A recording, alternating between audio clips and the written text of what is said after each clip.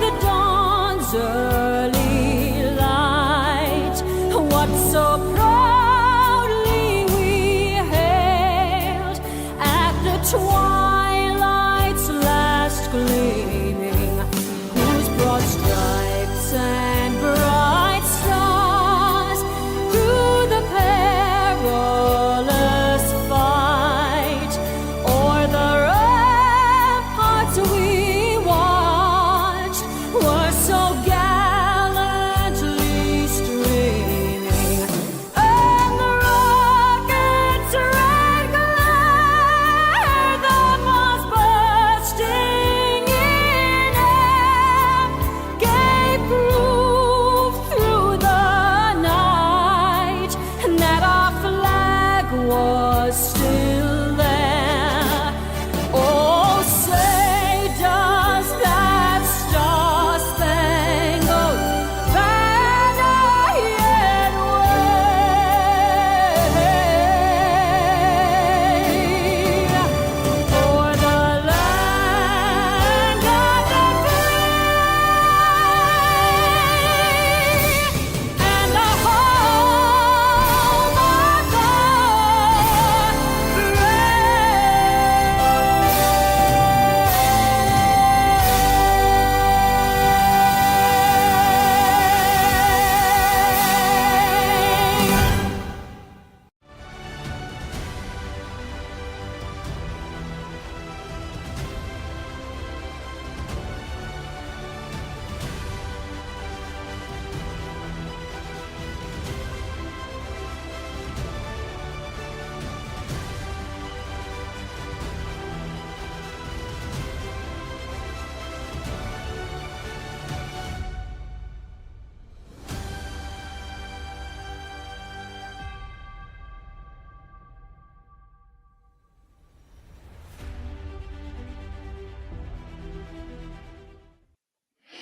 Good morning, good morning, good morning, Diane. Good morning, America. Good morning, everyone. Sorry about that, Diane. I apologize for the delay. Wow. Well, I'm supposed to be ready. It's 8 o'clock. Been up since 2:55. Just a little outside noise startled me. Should I say I get startled? Startled me. Anyhow, I'm trying to get it together. Relax. Hi, Diane. How are you? I'll keep saying that. Good morning. I'm your host, BKP. You're watching BKP Politics on voiceofruralamerica.com. Thank you for being here. Diane, I sent you a text message. A viewer is getting something went wrong. Now, I don't know if that's everyone, but a viewer that came from a viewer right before we went live.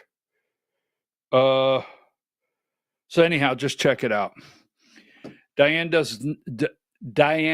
is without microphone this week, so I get to say whatever I want. But Lord knows next week will be here, won't it? And I'll have to. She's saving up.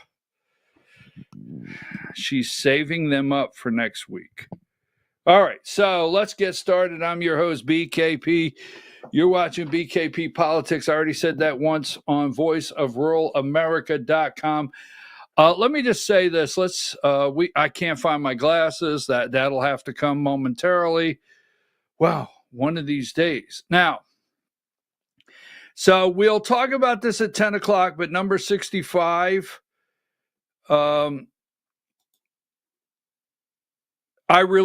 told you on the Georgia Hour I would release this. If you did not get this yesterday, let me know. Text me if you did not receive this email or you did not receive this via text. Yesterday, I did release the phone call I talked about. I owe Josh McCoon nothing. The chairman of the Georgia GOP, I owe absolutely nothing. I do not. It's more important that I inform the grassroots, the base of Georgia. We are trying to drain the swamp in Georgia. We're trying to get the Georgia GOP in the hands of the grassroots and the base and turn around the disaster that's called our party in Georgia, the swamp. So let me know if you did not receive this yesterday, and we will get it to you, and we'll talk about it during the 10 o'clock, the Georgia hour. Now take that down. We're going to talk about this also. We got a lot to go over. So Diane, I don't want to hear any noise from you. Oh, by the way, she doesn't have a microphone. If she gets a microphone, I'm in big trouble. So give me number 63. We're going to talk about this. Now, at the Georgia GOP convention, Georgia GOP, if you're out there worldwide, internationally, from sea to shining sea, we want paper ballots at our convention. We want to set the example. The Georgia GOP has adopted, not Josh McCoon, I'll explain that later, but the Georgia GOP has adopted our policy that we're in favor of President Trump. We support President Donald Trump's paper ballot, all right, counted right there at the precinct. So we are going to set the example for our President Donald J. Trump, and we want paper ballots at our convention. We will talk about that. We're ready to go. We are ready to go. The paper ballot people are ready to go. Got this last night. It's an example. We're going to talk about it later. We're ready to make it happen at the convention. They want a standing vote. We know why. 10 o'clock, the Georgia hour. So take that down. So now, a couple things happening here that we will get into in depth. How about this? Give me number 31. Right? 31.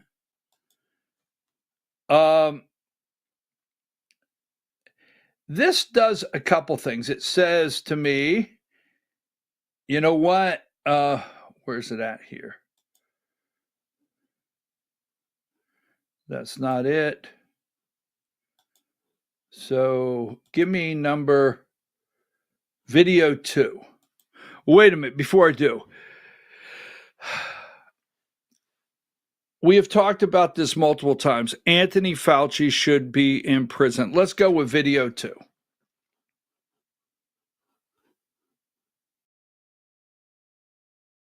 Hi, everybody. I'm Robert F. Kennedy Jr., your HHS Secretary, and I'm here today with NIH Director Dr. Jay Bhattacharya and FDA Commissioner Dr. Marty Makary. I couldn't be more pleased to announce that as of today, the COVID vaccine for healthy children and healthy pregnant women has been removed from the CDC recommended immunization schedule.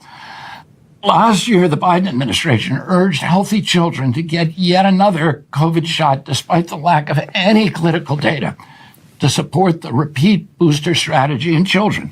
That ends today. It's common sense and it's good science. There's no evidence healthy kids need it today, and most countries have stopped recommending it for children. We're now one step closer to realizing President Trump's promise to make America healthy again. Produced by the U.S. Department of Health and Human Services.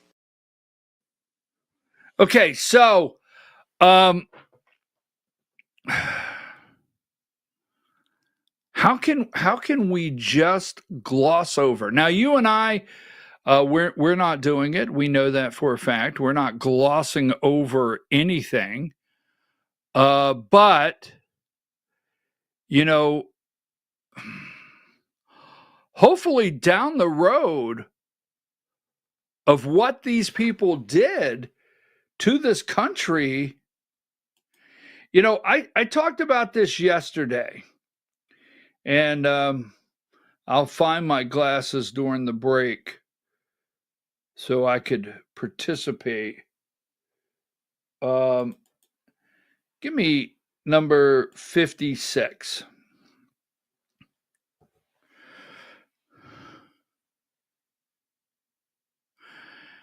Other than the rigged election of 2020, the biggest scandal in America history is the auto pen.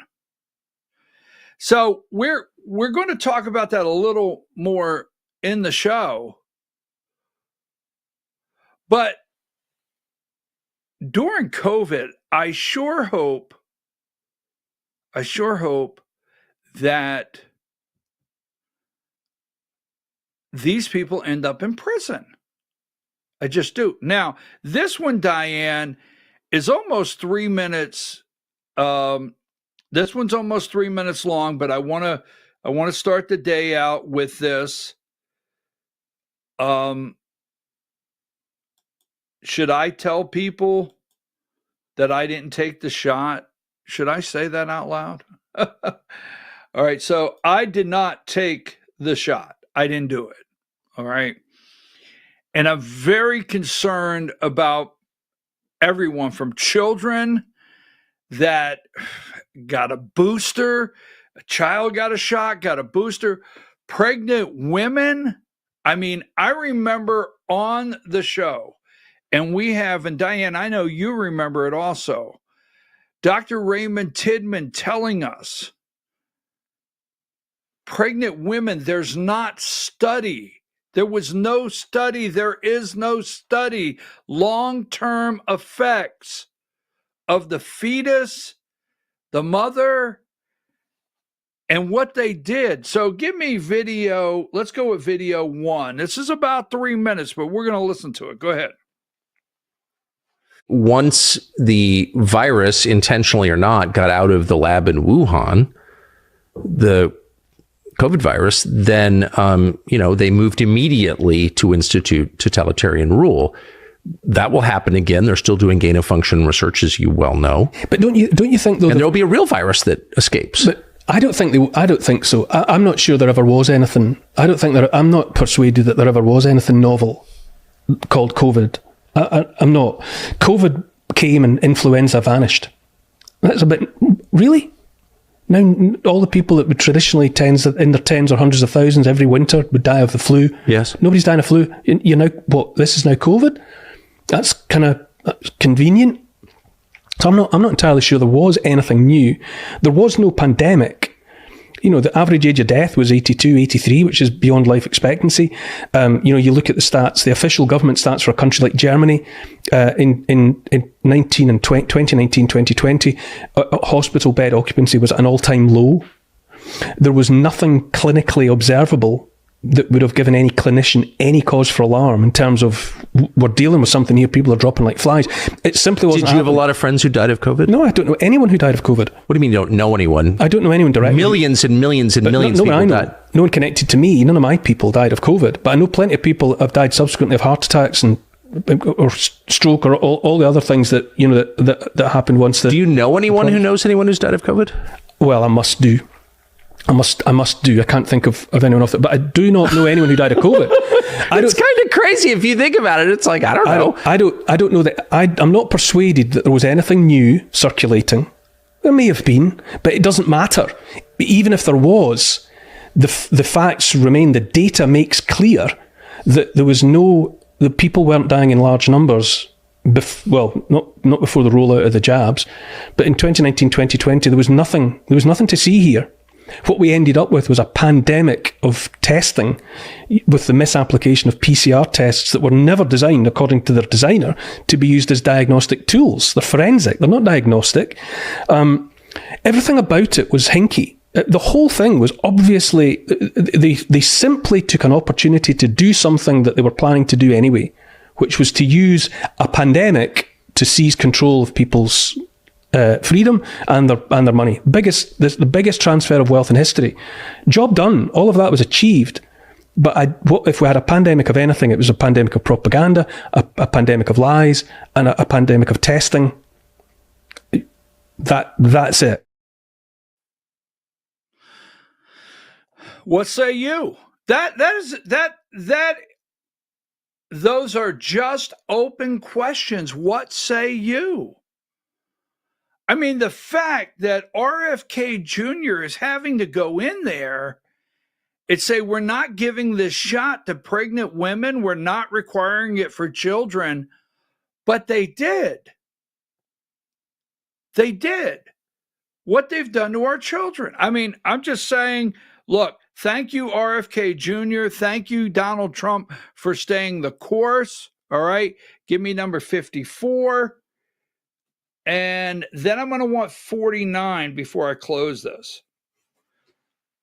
I mean, we should have, I don't understand, like, when Biden was president, Comer had these hearings. They were having hearings every day on something, right? Remember? Every single day they were having hearings. We had committee hearings every single day when Biden was president. Comer was having these committee hearings. Where are these? I mean, let me just say this. Nancy Pelosi could appoint a unselect committee to review January 6th. Mike Johnson, where is a committee? Where's a committee to review COVID, to review anything that happened during this time?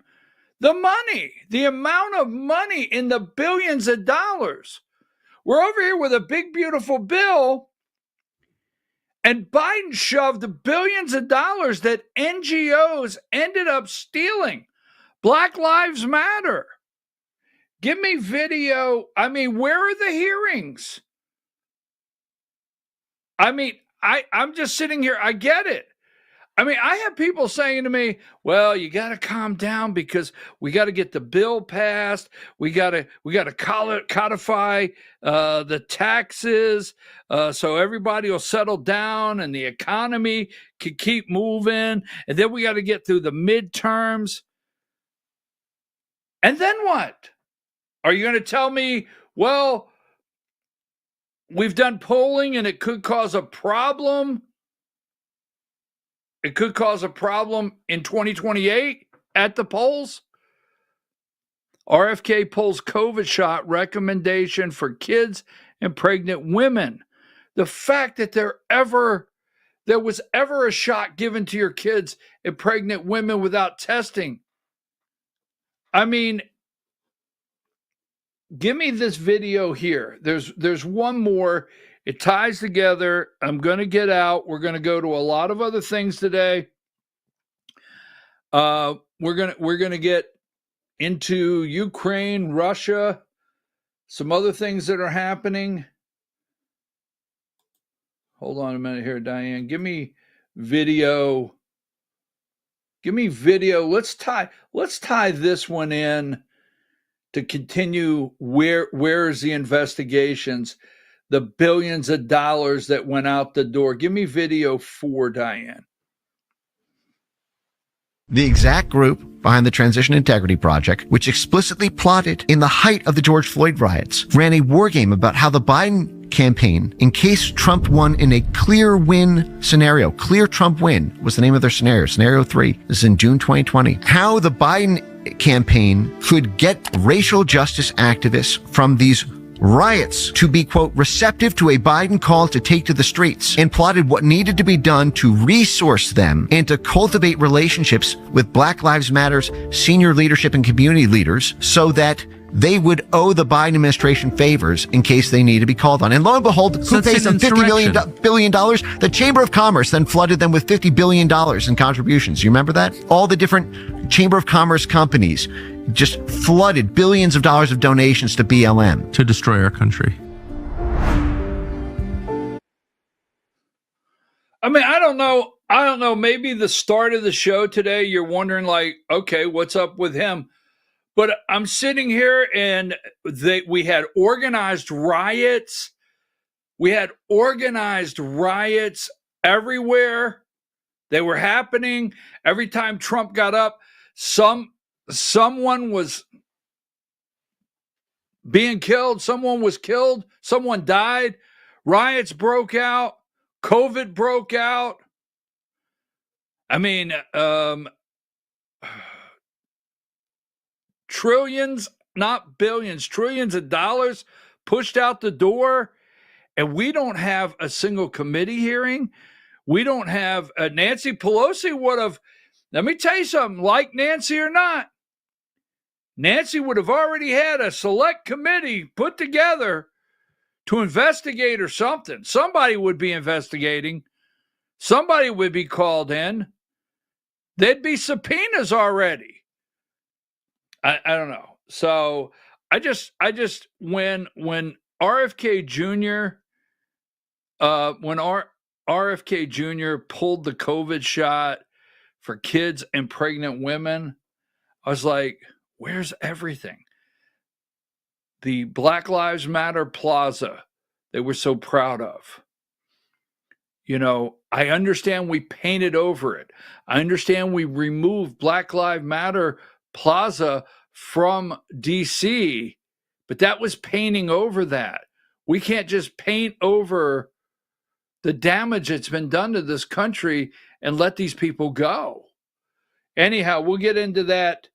We'll get into that a little more in the show. It just works me up.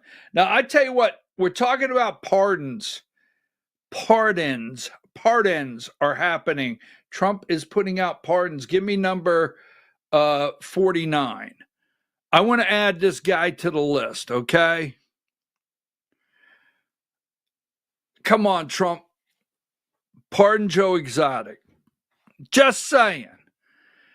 Now, is it a coincidence, or did Netflix have all these amazing series ready for us to sit home?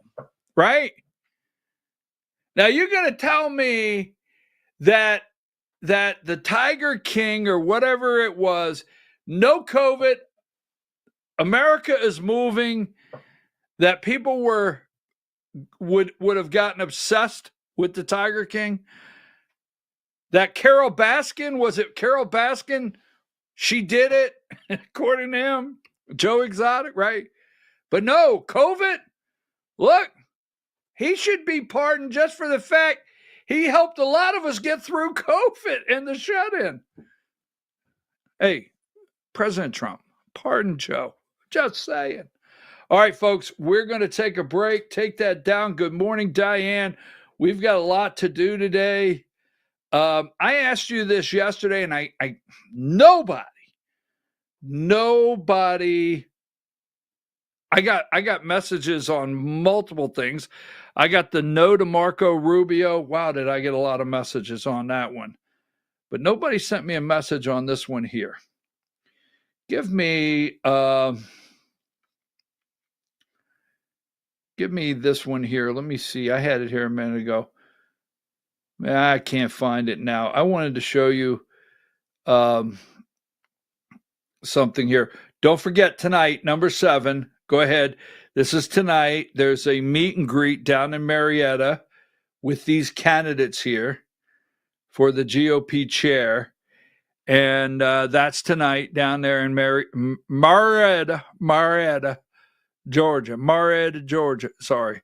I know I get in trouble, folks, you guys. So the fish market there, the Marietta Fish Market, that's tonight at 6:30. Meet the candidates. That's Lori McLean, Kylie Jane Kramer, I think, David Cross, Lisa Pierce, and Noreen Cantor. They are running for office, state office for the Georgia GOP. You can meet them tonight. And I asked you yesterday, and nobody sent me a message, number 21. No one. And I was very upset. What did you do over the 3-day weekend? You remember the midnight special? How old were you when the midnight special would come on? Take a break. We'll be right back.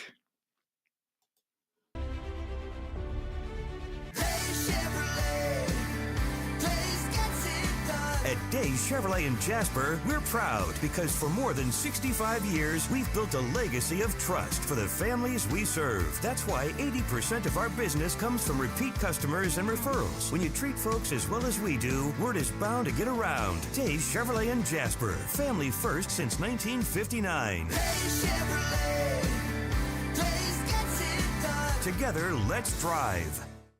Larry's Body Shop in Ellijay. Family owned and operated since 1978. The latest in cutting edge digital technology and state of the art equipment allow our iCard Gold Class certified technicians to restore your vehicle. Our second to none customer service will work directly with your insurance company. Major accident or minor fender bender, we take the dents out of accidents. Larry's Body Shop, North Georgia's #1 body shop. Visit us at collisiondecision.com. Why give your money to liberal media companies? Put your marketing needs in the hands of a conservative marketing professional and start getting results today. FYN Media Group, one of the top digital marketing agencies in Georgia, specializes in website design and hosting, social media promotion and management, and so much more. Visit FYNmediagroup.com or call 706-889-3564 for a free consultation. Welcome to El Rey Azteca Mexican Restaurant. We invite you to indulge your senses with our from-scratch authentic Mexican food. Whether you are hungry for fajitas or the El Rey Azteca burrito, we offer a wide variety of fine Mexican dishes, drinks, and desserts. Our inviting patio, indoor seating, and bar has a seat for everyone. So come to El Rey Azteca for delicious food, great drinks, good friends, and loads of fun in a casual and friendly atmosphere. Ladies, when you wear elegant jewelry, you become a force to be reckoned with. You shine brighter than the stars in the sky, and your inner beauty radiates like the sun. So embrace the magic, embrace the elegance, and let your jewelry be a reflection of your true, authentic self. My friends over at North Georgia Diamond know what a woman wants. Go see them for the perfect gift. And remember, when it comes to elegance, there's no such thing as too much. Come see us at North Georgia Diamond. We're igniting passion one sparkle at a time.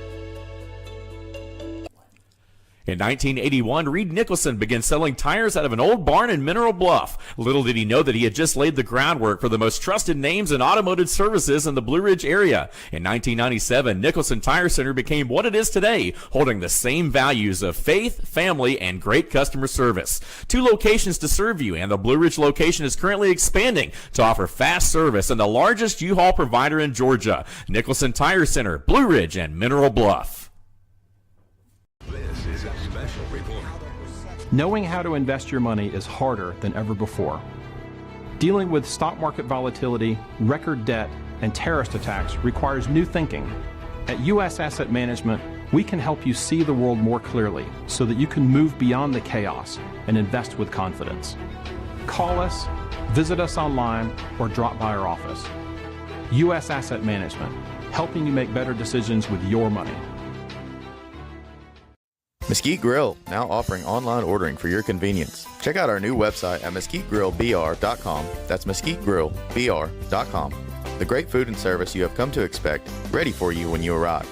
Open 7 days a week with a fully stocked bar and friendly service. Bring your furry friends with you and dine on our pet-friendly patio. Also, check out our catering options and let us prepare delicious food for your next event.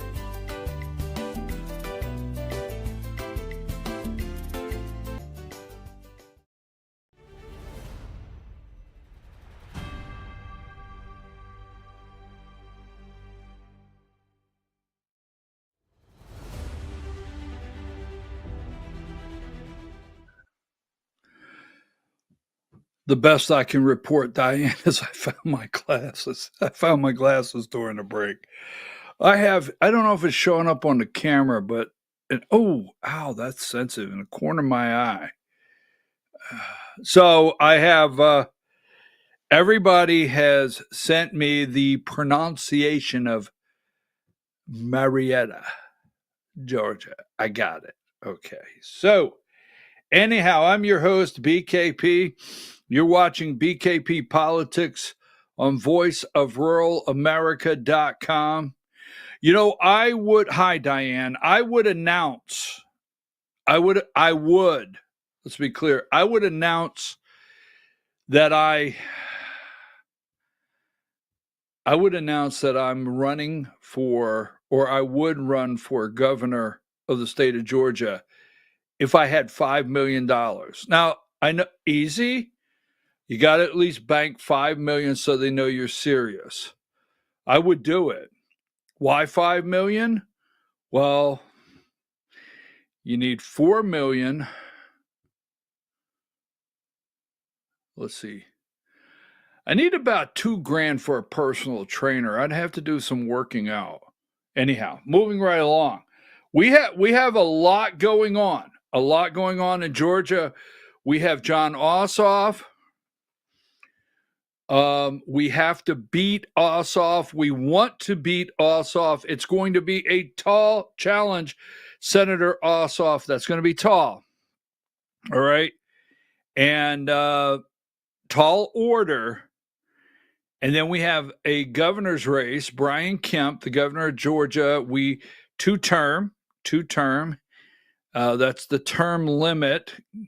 God forbid we ask any, if you go to congressional or Senate, the president of the United States can have 2 terms. The governor can have 2 terms. Governor of Virginia, 1 term, right? Is it 1 term? But God forbid you ask the Senate or members of Congress or the Georgia State House or Georgia State Senate, or ask these guys about term limits. They bow up. That's what we say in the country. They bow up. And you know what they say?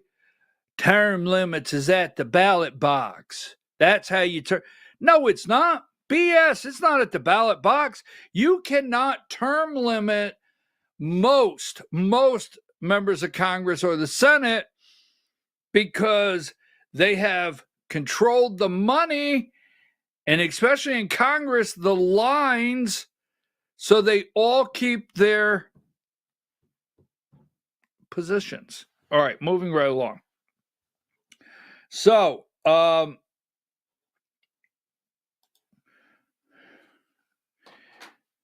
give me number 1. I'm your host, BKP. You're watching BKP Politics on voiceofruralamerica.com.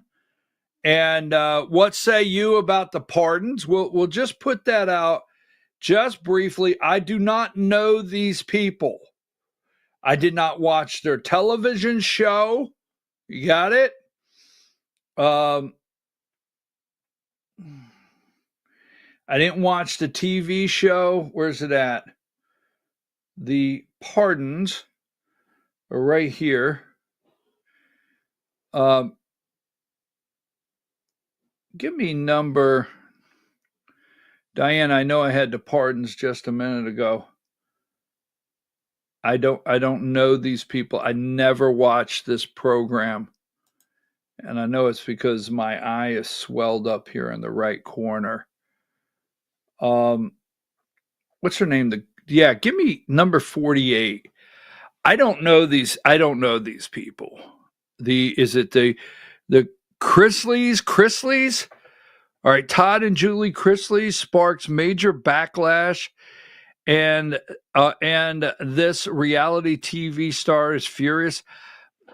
Well, they're talking about Joe Exotic. He's upset. Joe the Tiger King. But they received a pardon from Donald Trump. A lot of controversy around some of these pardons. They're not preemptive pardons. So no matter how mad and how upset they get with Donald Trump, this is not taking place. Number 19, the auto pen is not issuing a pardon. These are not preemptive pardons, right? They're not. But some of them a little controversy. Here you go, number 84. I don't know these people. Do you know them? I mean, I heard of their TV show, but I know nothing about them. I don't know why they went to jail. I mean, I don't know what the hell's going on with Diddy, and I'm not following it. I basically don't care. Same here. I didn't watch the show, didn't watch the trial. What say you? All right. Instead of pardons, I'd like to see investigations. I'd like for every 2 to get pardoned. I want a deal. I want 4 arrested. I want 4 arrested. So give me this one right here. I want to talk about the congressional momentarily. Give me number 80. All right. So they're going to pause student visa appointments. Now, foreign student visa appointments, they're going to pause those. Looking for another story we had up here for that. 57, right? So, U.S. stopped scheduling visa interviews for foreign students while it expands social media vetting. All social media has to be reviewed. Bottom line, social media needs reviewed before anyone comes into this country. Now, as I've said in the past, and we're talking about Harvard, the money going to Harvard is going to maybe go to a trade school. And I want to show you something there. But I try to tell young people coming out of college, all right?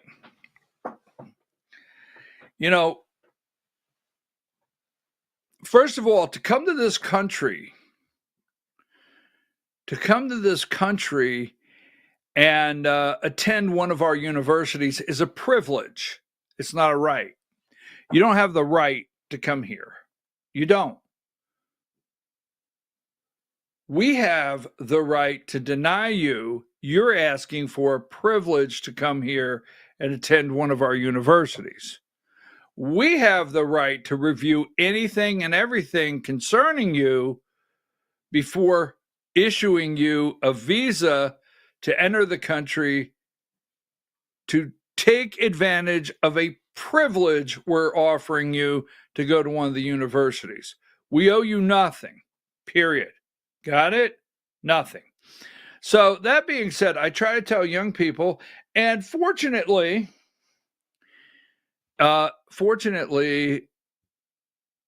back in the day, we'll say that, actually, I thank God quite often that there were no available around 1980, 81, 82, just in certain times.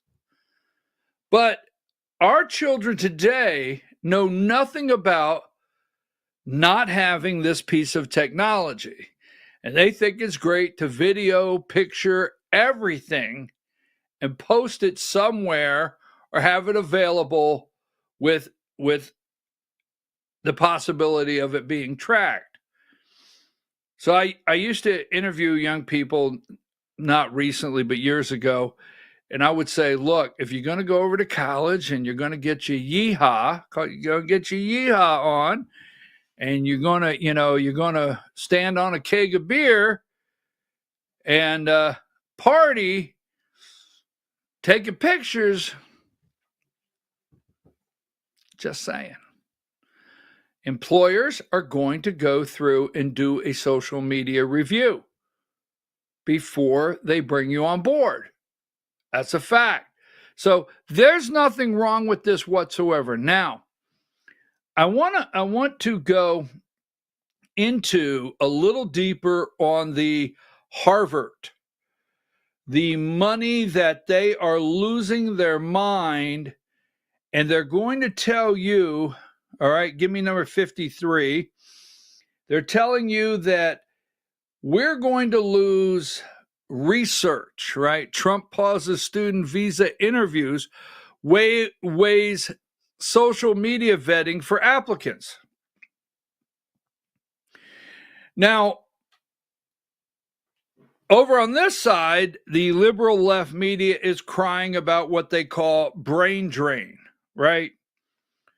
The brain drain.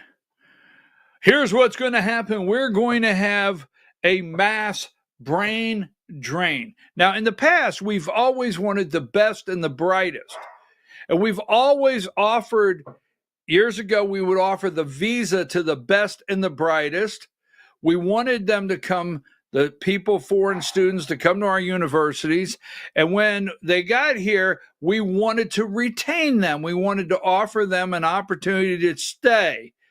We wanted the best. Now they're crying this is going to cause a major brain drain. So I just want to go through one thing, and I think it's going to be worth your time. So give me 81, all right? Now, they're upset because Trump is offering, right, Trump Harvard showdown. And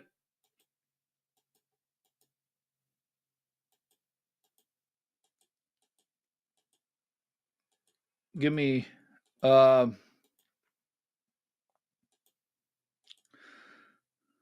going to want this one. Hold on just a minute, Diane. I'm almost there. Trump Harvard showdown. I thought I had a graphic that, give me this, 108. Trump considers redirecting $3 billion in Harvard grants to U.S. trade schools. Now, in the grand scheme of things, some people are thinking, oh, wait a minute, we're going to shut down foreign visas coming into the country. We're going to vet them thoroughly before we let them in. We're going to take $100 million. Is it $100 million? Like in the billions. Give me 109. Trump administration seeks to end all federal contracts with Harvard. The Trump administration intends to ask all federal agencies to seek ways to end their contracts worth an estimated $100 million. Now, they're telling you that, give me number 110, Trump administration ending federal contracts. So doesn't it sound like way out there, just way out there, that Trump would take research money away from these institutions and stop foreign students from coming in and sending the money over so Junior could learn to be a plumber, a bricklayer, or something in the VOTech schools, technical schools? Why, this is classic Trump just throwing something out there. But it's not. It's not. Because I'll tell you what, people like Elon Musk, Sam Altman, I'll tell you what, many of these people have, in meetings with Trump, have laid out, because this is what's about to happen. Go read this story. I don't always support Axios. All right. I don't think they're a conservative. They're not a conservative media group, but every once in a while they have a decent. Give me number 71. And I just want to lay this out because you have to think about this. Behind the curtain, a white-collar bloodbath, right? Now, this is where the jobs start disappearing. This is where the jobs start disappearing in the future. You can read the whole article. I have it pulled up.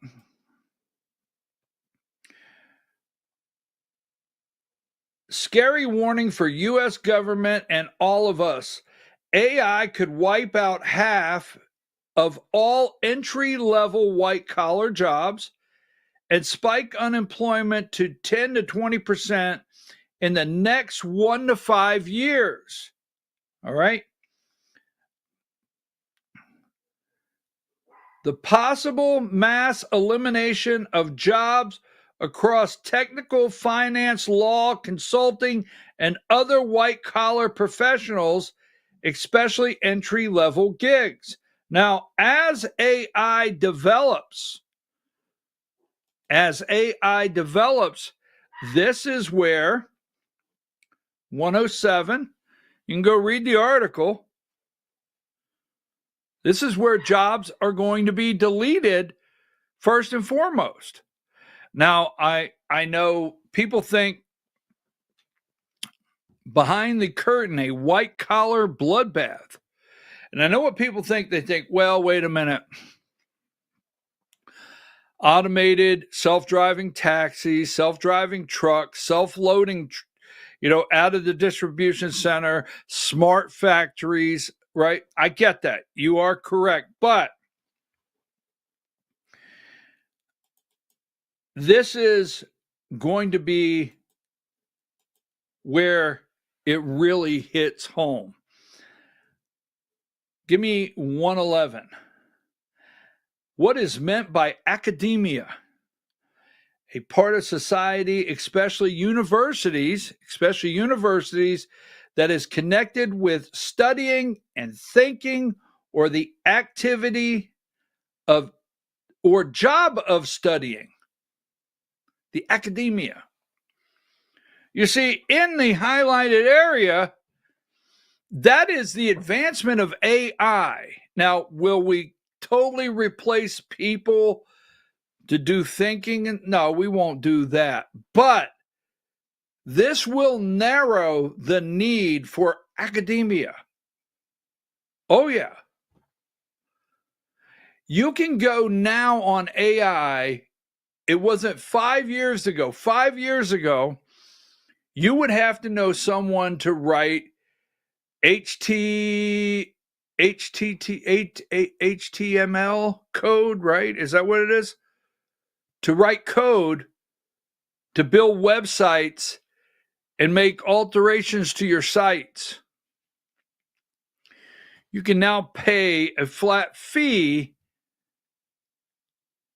and answer questions or ask for changes, and AI will write those into the site that you build.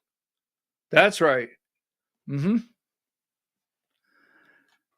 Those classes that were full not even 10 years ago,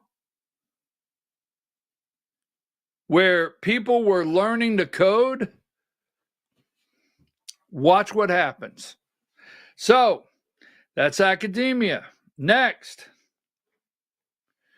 Number 112, being in academia means working within the academic world, which includes roles like teaching, research, and other administrative functions at universities or colleges. This, in the next 5 years, starts to dwindle. What they've created, these bright people, will take the place of these behemoth universities. These campuses will no longer be necessary.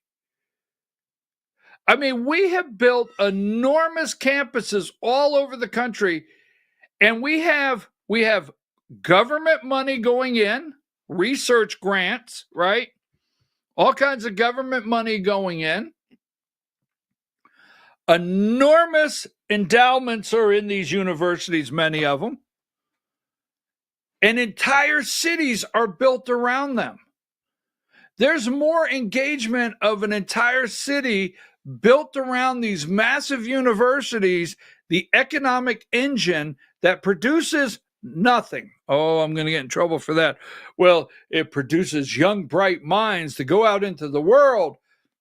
Yeah, well, little if nothing they produce, okay? It's not like the factory across town and we're selling the widget. Not happening. But it's turning an economic engine. Go to all of these cities surrounding these massive universities. It's actually, it will end up being a larger fight. You know, like, you ever see the congressman or the senator, especially the congressman, where maybe the military base is going to shut down? No, you can't do that, because all the money surrounding going in from the government is moving the entire economic engine in that area. Actually, we have a bigger problem in this country with these massive universities that are doing that all across the country. And the future of propping them up with AI, our money is probably better spent teaching Junior how to be a bricklayer, or just saying. Other administrative functions. So give me the next one. 13. What is the example of an academia? Examples of an academia include fields such as the humanities, math, science. Master's students, doctorate students, adjunct professors, assistant professors, associate professor, a full professor. You are within, I'm going to even give it 5 years, and it's not even that long, that you can take any class you want with no professor at all, period. So, I got this out of AI, 114. AI overview, 114. A tenured professor is a faculty member who has been granted tenure, a form of job security that protects them from being fired, except for serious reasons like misconduct or incompetence. I would say in the future, it's also going to be the fact we don't need your services any longer. So when you hear, and this story will develop over time, right? So 5 years from now, if you're out there this morning, you might stop and say, you know, that guy, one morning, you're watching the news, maybe that's what you're doing, or you're on the internet, and it says universities with major cutbacks due to AI, jobs, blue behind the curtain, white collar bloodbath. But ladies plumbing, ladies and guys, because if you want to be a plumber, they make a lot of money. They got 15 trucks, and they're going out and repairing plumbing and making an enormous amount of money. Just saying. So when Trump talks about shifting money from these massive universities, particularly Harvard right now, into trade schools, it's not crazy. It's just not. That's what they want you to believe. But I'm telling you right now, Trump has met with, I keep saying Sam Altman, NVIDIA, the chips. There's so much money right now. When they went to Saudi Arabia and you heard $1 trillion of investment, right? $1 trillion of investment into what? AI, chips, data centers. Well, they're going to build this data center that's 12 football fields. They're going to have a power plant. What are the number one thing every time they make an announcement? 5 more car factories? Don't take that wrong. Yeah, a couple. But nothing compared to technology, data centers, energy, electric plants to power the data center. That is the investment you keep hearing in the trillions of dollars all around the world. Got it?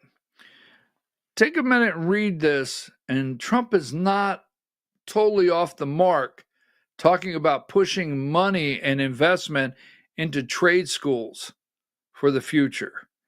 All right. Now, the big, beautiful bill. We're going to come back and talk about that. We have to talk about what's going on in Ukraine, Russia. What do we have there? And then I want to talk about Canada. So let's take a break. We'll be right back.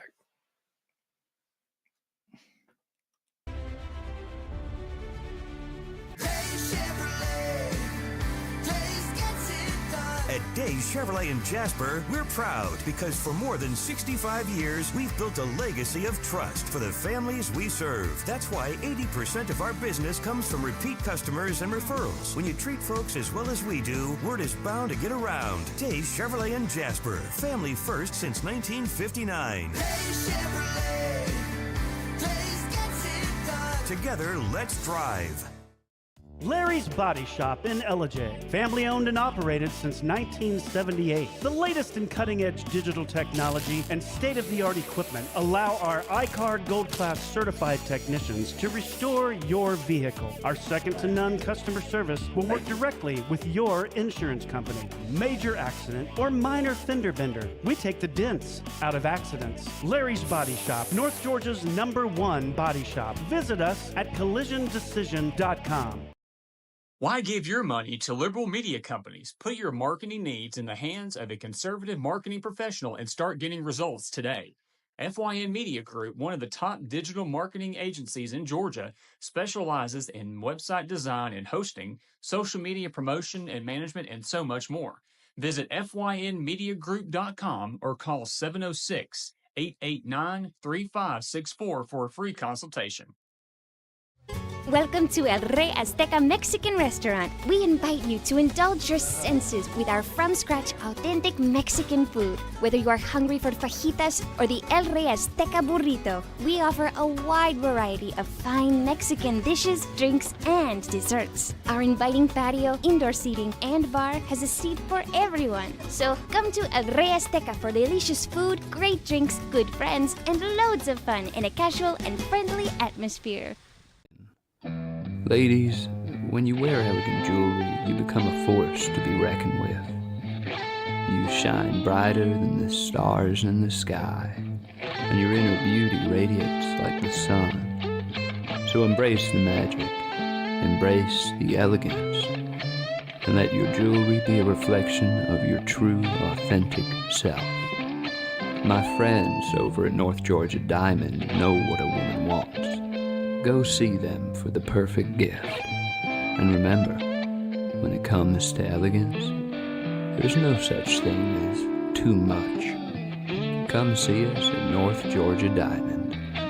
We're igniting passion one sparkle at a time.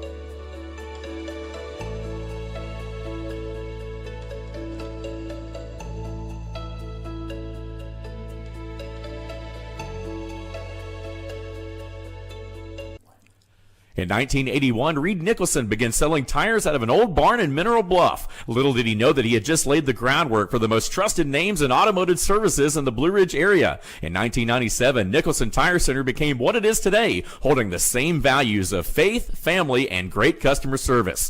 2 locations to serve you, and the Blue Ridge location is currently expanding to offer fast service and the largest U-Haul provider in Georgia. Nicholson Tire Center, Blue Ridge, and Mineral Bluff. This is a special report. Knowing how to invest your money is harder than ever before. Dealing with stock market volatility, record debt, and terrorist attacks requires new thinking. At U.S. Asset Management, we can help you see the world more clearly so that you can move beyond the chaos and invest with confidence. Call us, visit us online, or drop by our office. U.S. Asset Management, helping you make better decisions with your money. Mesquite Grill, now offering online ordering for your convenience. Check out our new website at mesquitegrillbr.com. That's mesquitegrillbr.com. The great food and service you have come to expect, ready for you when you arrive. Open 7 days a week with a fully stocked bar and friendly service. Bring your furry friends with you and dine on our pet-friendly patio. Also, check out our catering options and let us prepare delicious food for your next event.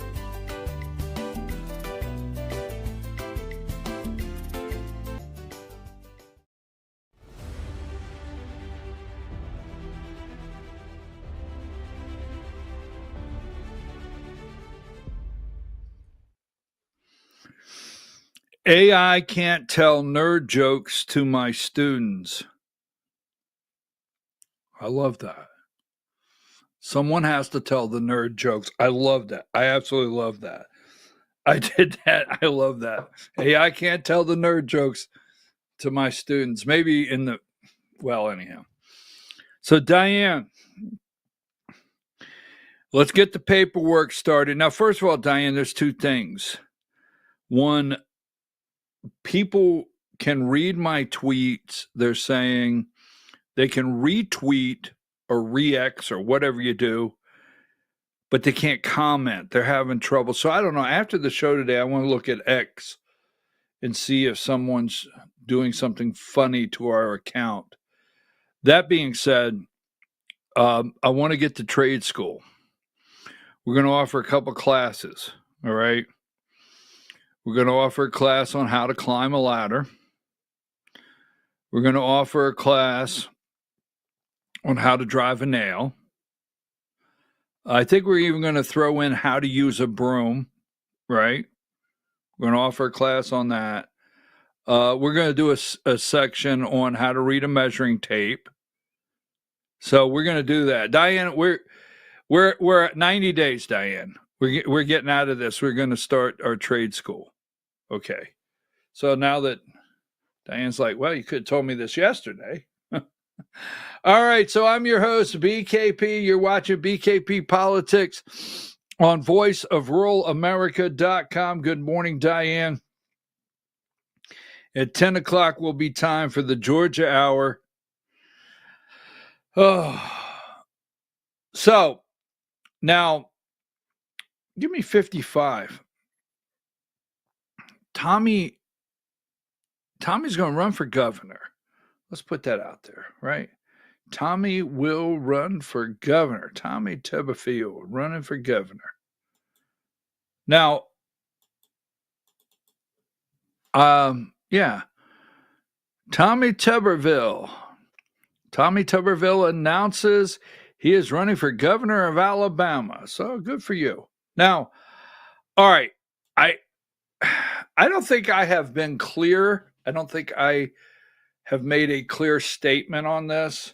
Give me number 51.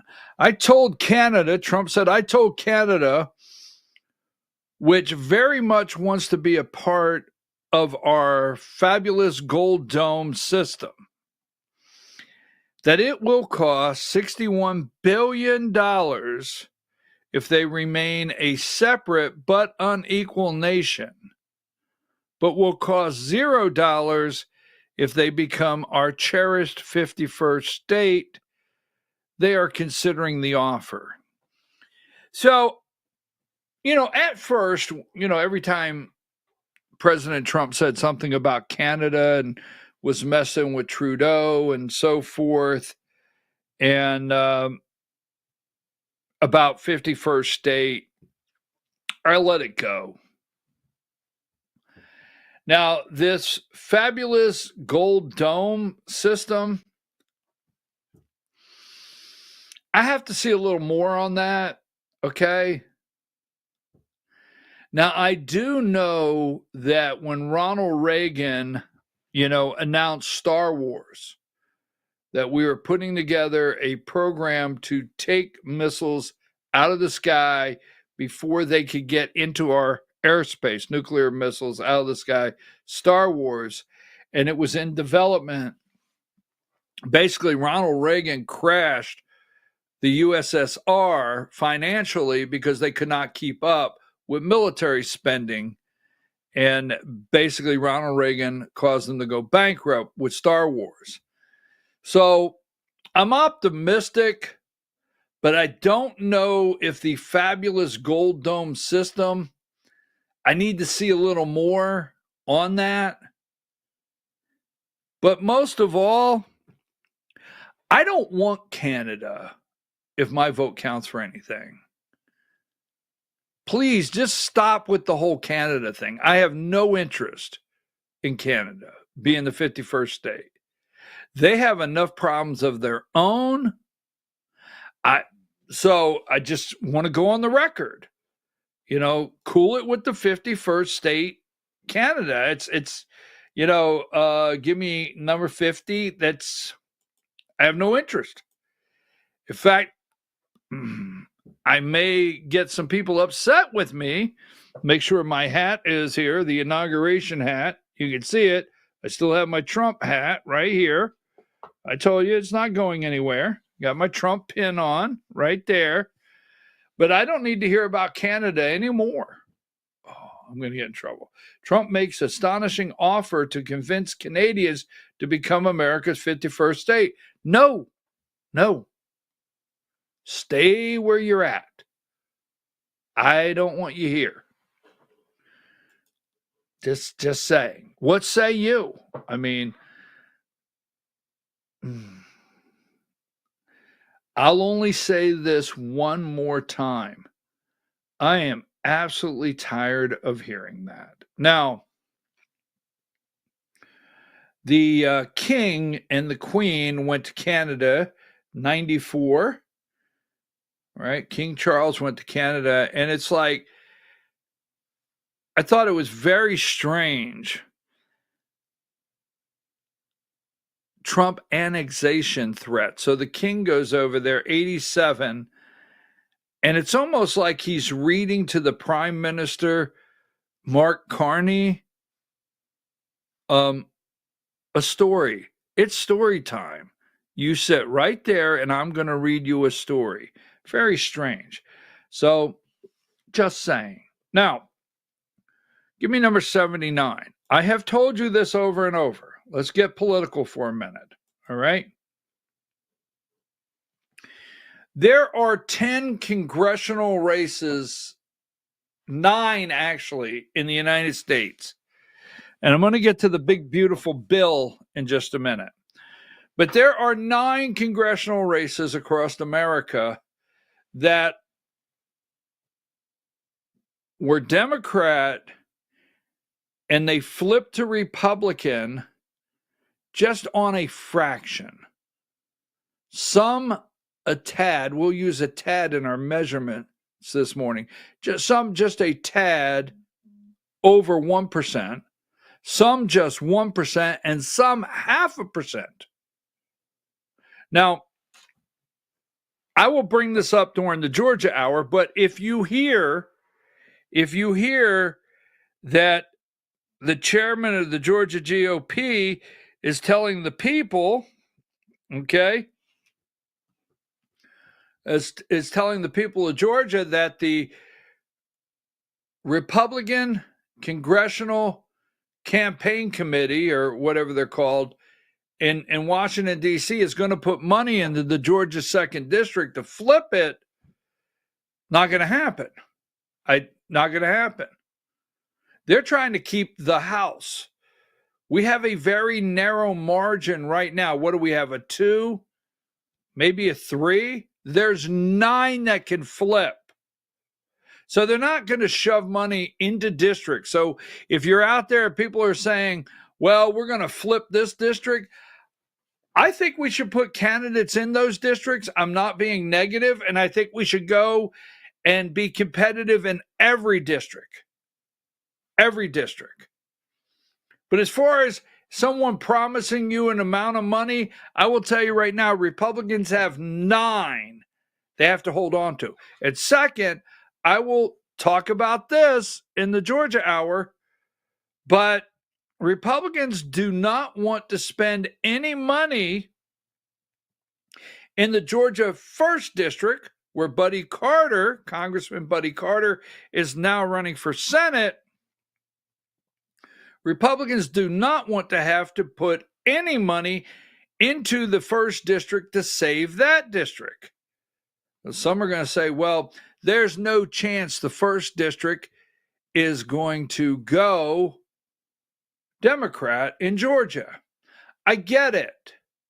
But all they need to do is tighten that race by about 3 points, and we lose the Senate race in Georgia. I will explain.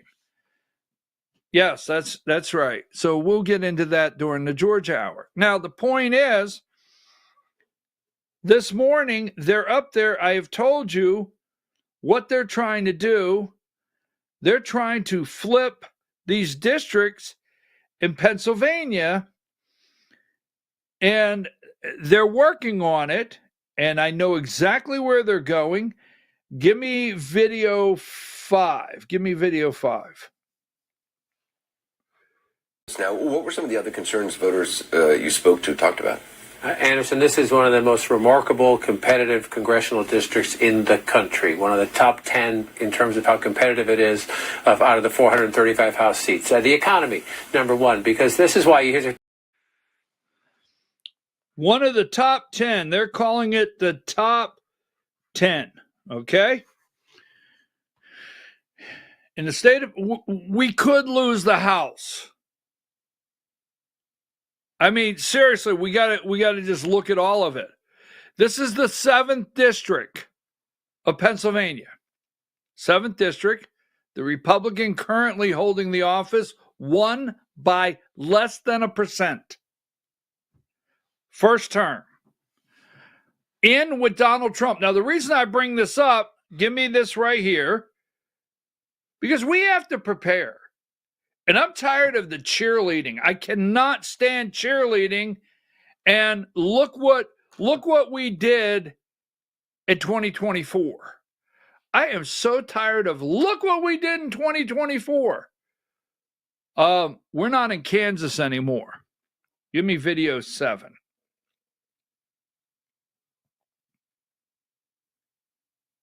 Yeah, no doubt about it. And the difference is, of course, 24, Trump's on the ballot. Right. And what we found time and again, what Republicans have found time and again, when Trump is on the ballot, they do better. When Trump is not on the ballot, they do worse. And Trump's not going to be on the ballot again. Yeah, some enthusiasm for the midterms. I know you can't stand when I bring Joe Scarborough up as the voice of reason. Trump's not on the ballot. This is District 7. There's 3 districts in Pennsylvania, and I think it's 10, 7, 8, and 10 that they're looking at, especially 7 and 8. 8 is Joe Biden's, Scranton Joe. That's that northern corridor. I forget the counties that are up there. In Scranton, that's 8. They flipped. And 7. 7 is Northampton, Lehigh, and Carbon County. 7th district, I know all too well, within 0.5%. Trump's not on the ballot. They are working. I am going to share with you everyone where they are working to take back. And trust me, we have to flip some seats to make up for some seats that they may flip right back to Democrat. So that is coming up. Now, this is a problem with the base. And when I say the base, the big, beautiful bill, and I want to put this one in here also because we're going into 2026. Now, when I say the base, the grassroots, maybe your host, I have been waiting for years for us to make a decision that true conservatives, right?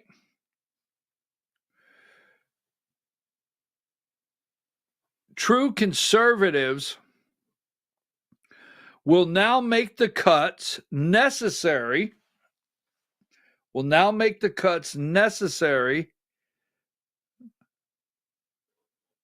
to do something about the deficit and the debt. Now, I have it here somewhere. So,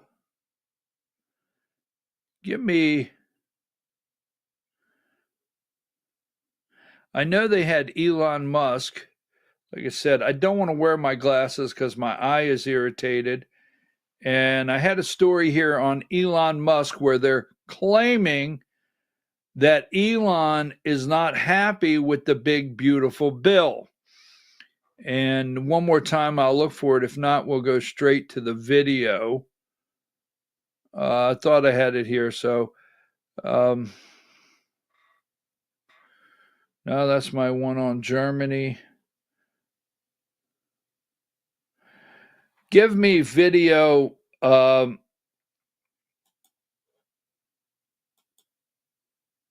me make sure I have the right video 3. Give me video 3, Diane.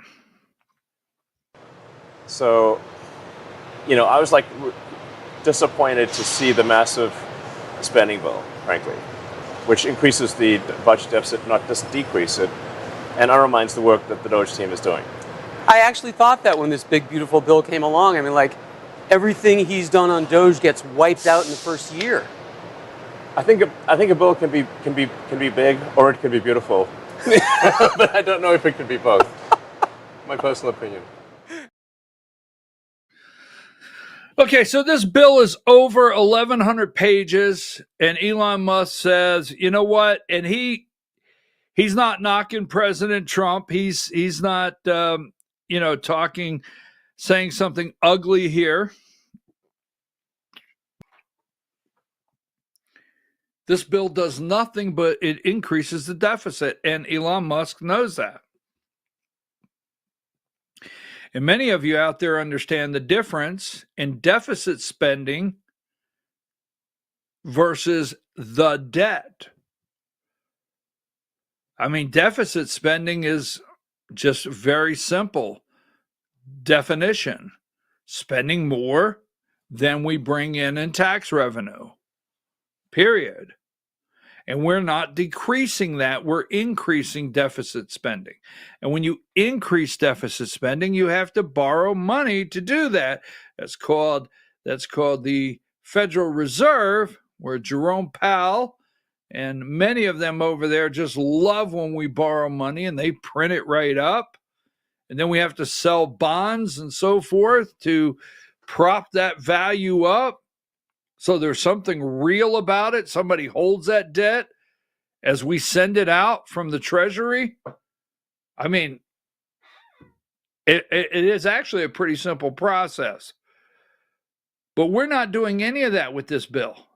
And Donald Trump gave the Senate the green light, the total green light, to alter it. Now, I guess if the Senate alters it, I hope it's for the best to cut deficit spending. Bottom line, we have to go. This bill here, do you really think after Donald Trump that we're going to get a Republican majority in the House and the Senate? We're going to get the next president, and even if it's J.D. Vance, Marco Rubio, many of you setting it up. You really think the next president or the next president is going to make the shift that we have to make right now? I don't see it. So the big, beautiful bill that's 1,100 pages, let me show you one thing that is totally, right? Totally wrong with this bill. And I have it here. Again, maybe I should wear my glasses, but we're not going to. Where's he at? Here he is, 104. Give me 104.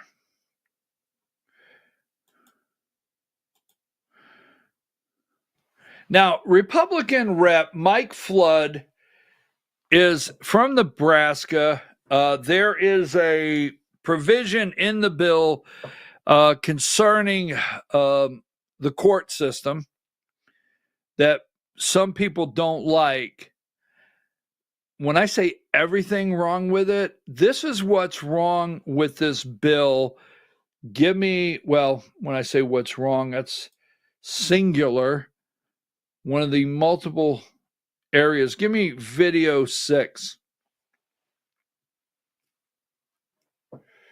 Attorney was also asked about a provision that would make it harder for judges to enforce contempt rulings for those who defy court orders.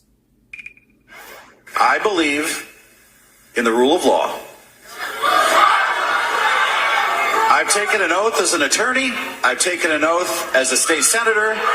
I've taken an oath as a member of Congress, and I support our court system, and I do believe that the federal district courts, when issuing an injunction, should have legal effect. This provision was unknown to me when I voted for the bill. Okay, next question. Next question. I am not going to hide the truth. This provision was unknown to me when I voted for that bill.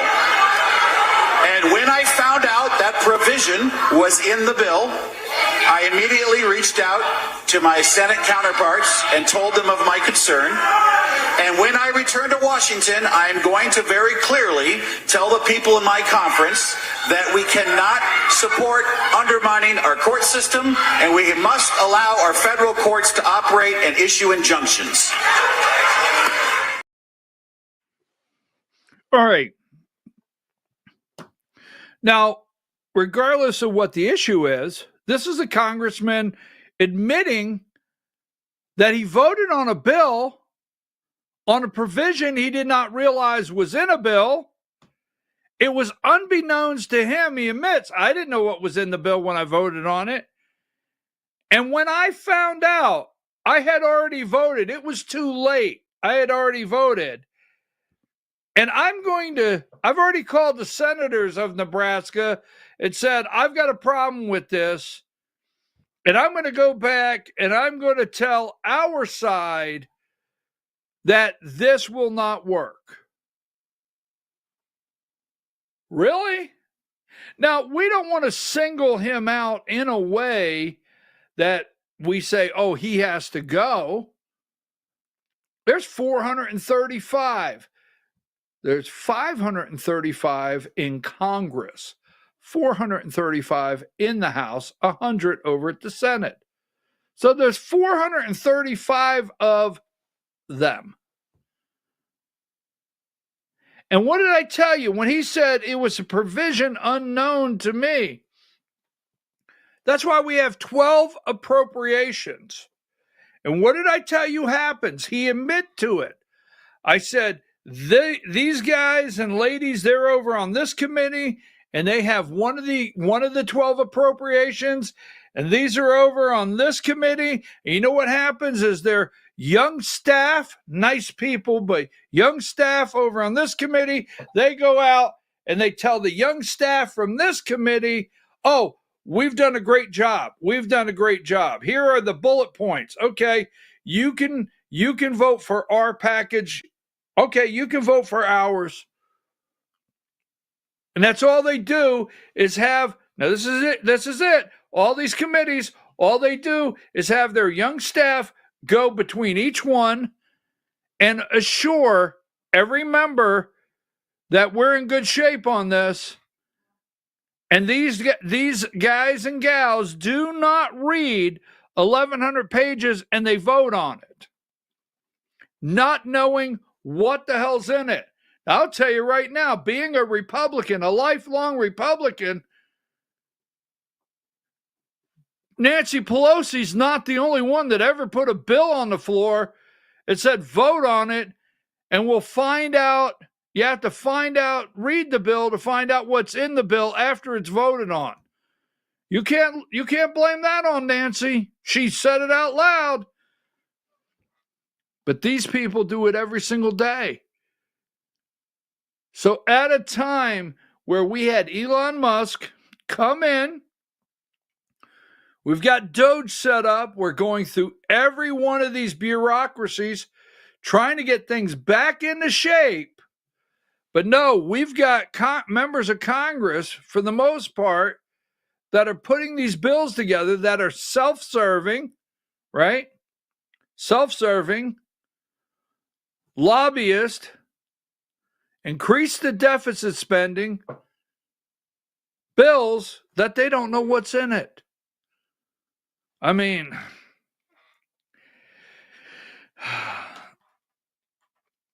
I cannot foresee us in any other way in this country. I cannot foresee us any other way in this country but to go broke. I can't see it. So, all right, look, we're going to come back. I want to talk about Russia. There's some things, Germany, that I want to talk about that are very important. And then at 10 o'clock in the Georgia Hour, we're going to talk about a couple congressional seats. We're going to talk about a video I put out yesterday. Well, I don't want to let you know everything until we get there. Take a break.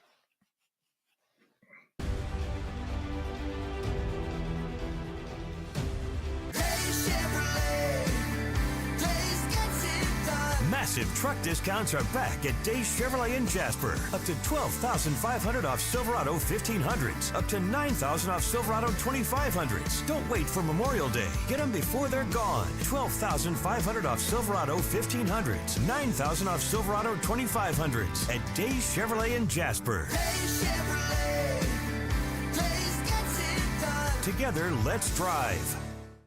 Larry's Body Shop in Ellijay. Family owned and operated since 1978. The latest in cutting-edge digital technology and state-of-the-art equipment allow our iCard Gold Class certified technicians to restore your vehicle. Our second-to-none customer service will work directly with your insurance company. Major accident or minor fender bender. We take the dents out of accidents. Larry's Body Shop, North Georgia's #1 body shop. Visit us at collisiondecision.com.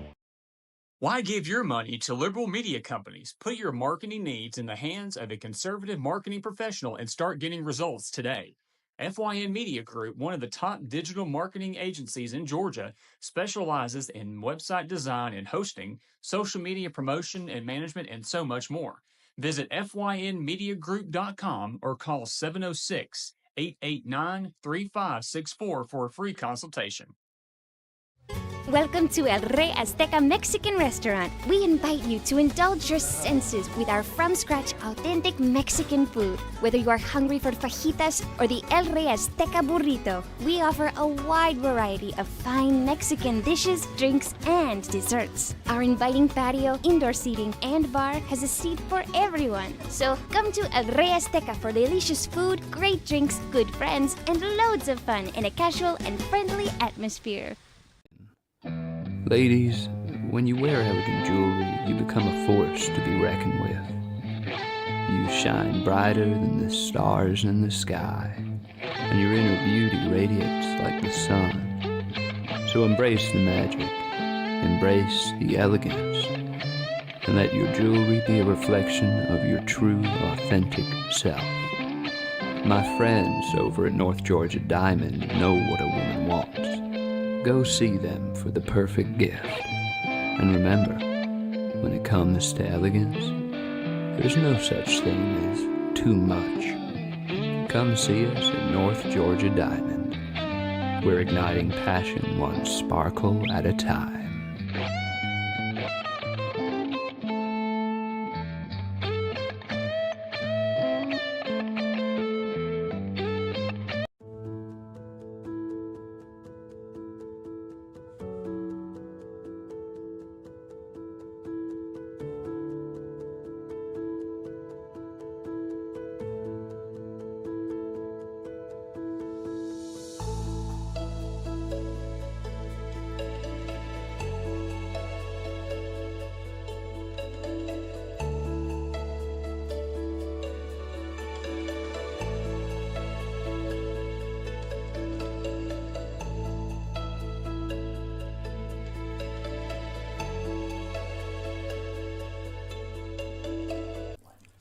In 1981, Reed Nicholson began selling tires out of an old barn in Mineral Bluff. Little did he know that he had just laid the groundwork for the most trusted names in automotive services in the Blue Ridge area. In 1997, Nicholson Tire Center became what it is today, holding the same values of faith, family, and great customer service. 2 locations to serve you, and the Blue Ridge location is currently expanding to offer fast service and the largest U-Haul provider in Georgia. Nicholson Tire Center, Blue Ridge, and Mineral Bluff. This is a special report. Knowing how to invest your money is harder than ever before. Dealing with stock market volatility, record debt, and terrorist attacks requires new thinking. At U.S. Asset Management, we can help you see the world more clearly so that you can move beyond the chaos and invest with confidence. Call us, visit us online, or drop by our office. U.S. Asset Management, helping you make better decisions with your money. Mesquite Grill, now offering online ordering for your convenience. Check out our new website at mesquitegrillbr.com. That's mesquitegrillbr.com. The great food and service you have come to expect, ready for you when you arrive. Open 7 days a week with a fully stocked bar and friendly service. Bring your furry friends with you and dine on our pet-friendly patio. Also, check out our catering options and let us prepare delicious food for your next event.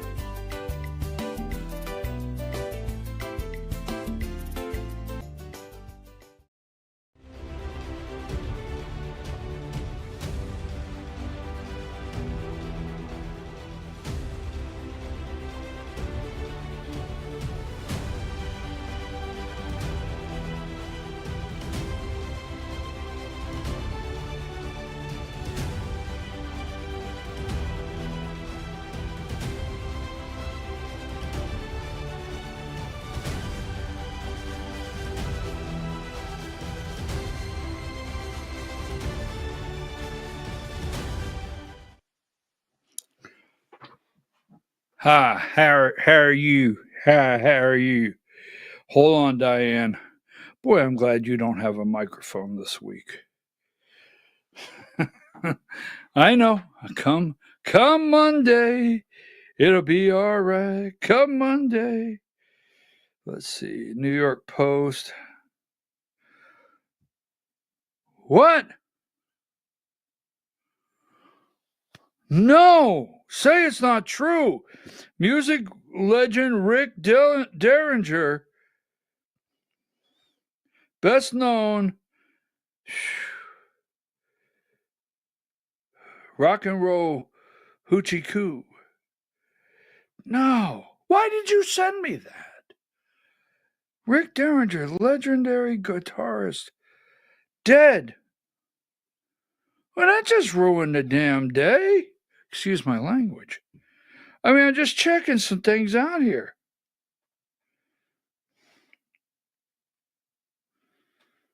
Yeah, I got that. I got that. I hear you loud and clear. And that's Lachavito, right? Is that his name, Lachavito? Yeah, Trump campaign chief and RNC COO is now working for Rhino John Cornyn to defeat Ken Paxton.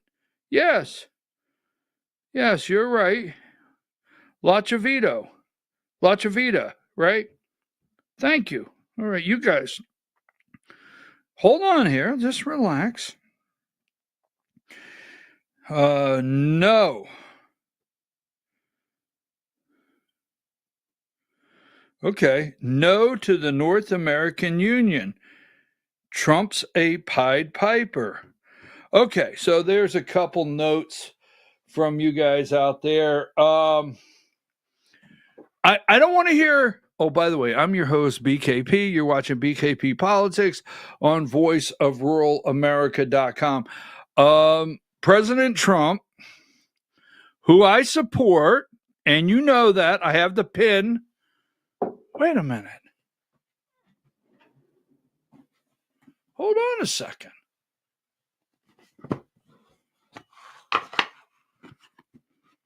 Hang on. I'll be right there with you. How could I mean, I could see.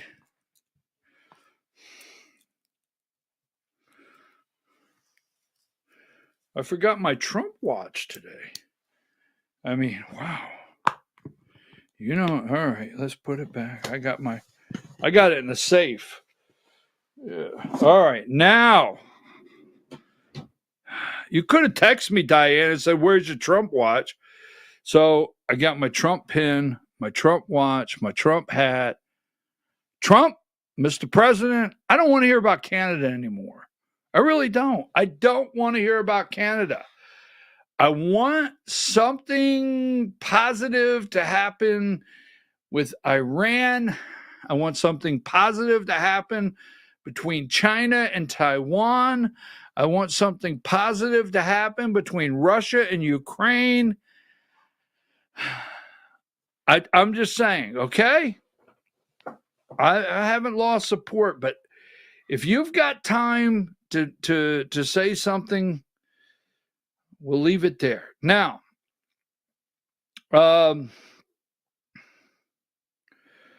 give me, this is troubling to me. And I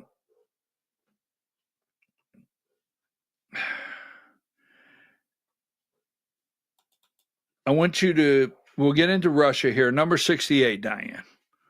All right. This is my I Love San Francisco cup. That's what it says, San Francisco. I went to San Francisco. I was in San Francisco before flower pots became outdoor. You know what I mean? So as Trump seeks Iran deal, Israel again raises possibilities, a possible strike on nuclear sites. So Benjamin Netanyahu, I don't know if he's playing well with others. We'll just put it like that. I don't get into it on a daily basis. Gaza, thousands dead. Now, I support Israel. I'm very clear. I support the Jewish people. I am very clear on that. Very clear. I support Israel. I've never wavered. I supported 100% President Trump moving the embassy to Jerusalem. But I'm not okay with thousands of people dead. Someone said to me one day, said, well, in the Bible, you know, God destroyed entire cities and thousands were dead. Okay. So anyhow, that being said, that's the most I'm going to say on it for today. Benjamin Netanyahu, if you want to be accepted in the region, and I do know Iran, their goal is to completely wipe Israel off the face of the earth, the Jewish people in Israel. I get that. But Bibi wants to attack Iran. Trump is still trying to work out a deal there, and it's possible. So, what's his name? The little sawed-off runt. What is that guy's name? Zelensky. Zelensky's over there in Germany, right? And let's see if I have him getting off the plane somewhere. But I know Zelensky's in Germany somewhere. There he is, number 102. Give me 102, Diane. So here's another thing of concern. Long-range weapons. Zelensky to meet with Germany's Merz in Berlin. That's today. They're over there right now. And what is Germany doing? Supporting them with long-range weapons. So give me number 69.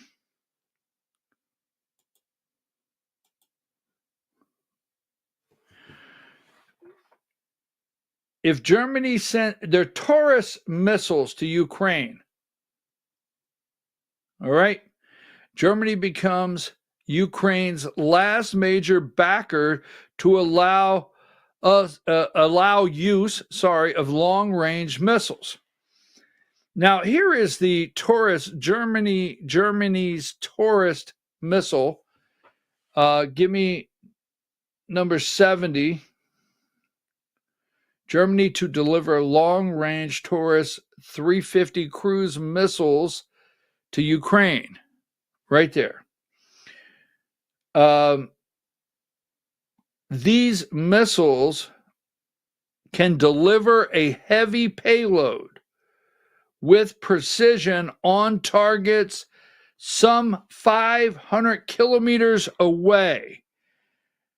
Ukraine will be able to launch attacks 311 miles. That's about 311 miles that missile will travel with a precise payload on it to attack Russia. Now, every time our media announces an attack from Russia on Ukraine, we lack to show the attack that Ukraine with their drones on Russia. We lack to do that all the time. All right. So let me get right here. I have a couple concerning looking for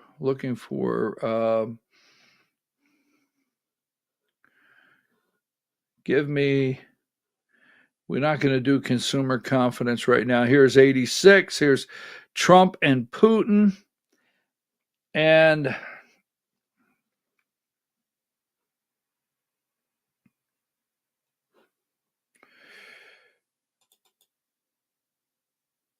that's the Canada comment, I think. I don't want that one.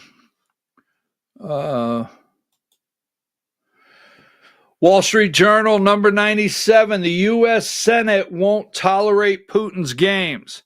So Lindsey Graham, the warmonger, is trying to put sanctions in place. Donald Trump says, 99, Donald Trump said, what Vladimir Putin doesn't realize, if it wasn't for me, lots of really bad things would have already happened to Russia. And I mean really bad. He's playing with fire. That's 99. Politico, number 100. Putin playing with fire. CNN 101.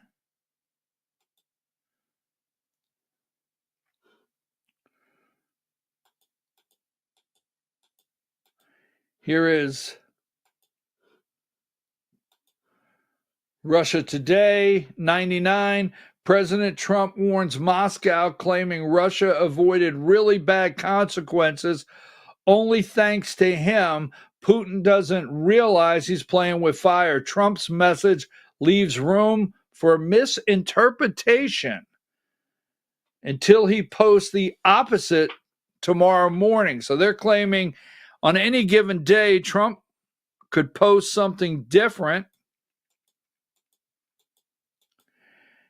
103, Russia says it's working on draft memorandum for peace. So I want to go back to this one. Hold that one, but I want Dmitry Medvedev. He was a former president of Russia. 106, regarding Trump's words about Putin playing with fire and really bad things happening to Russia, I only know of one really bad thing, World War III. I hope Trump understands this. Now, go back to 103. Russia says it's working on a draft memorandum for peace. What Russia is working on is a conditional surrender by Ukraine. And they have told, here's the thing, and if you listen to Trump, in every meeting they've ever had. Zelensky doesn't have the cards. Zelensky does not have the cards. Ukraine does not have the cards. Europe cannot defend itself and win a war for Ukraine without America. Americans do not have the appetite to put any more weapons, money, time, treasure, or kids into this region for Ukraine. Americans are very well aware that we have paid Zelensky's salary, the parliament's salary, the attacks on the Orthodox Church. We are very aware of everything going on over there. Martial law, no elections. And the bottom line, I said this the other day,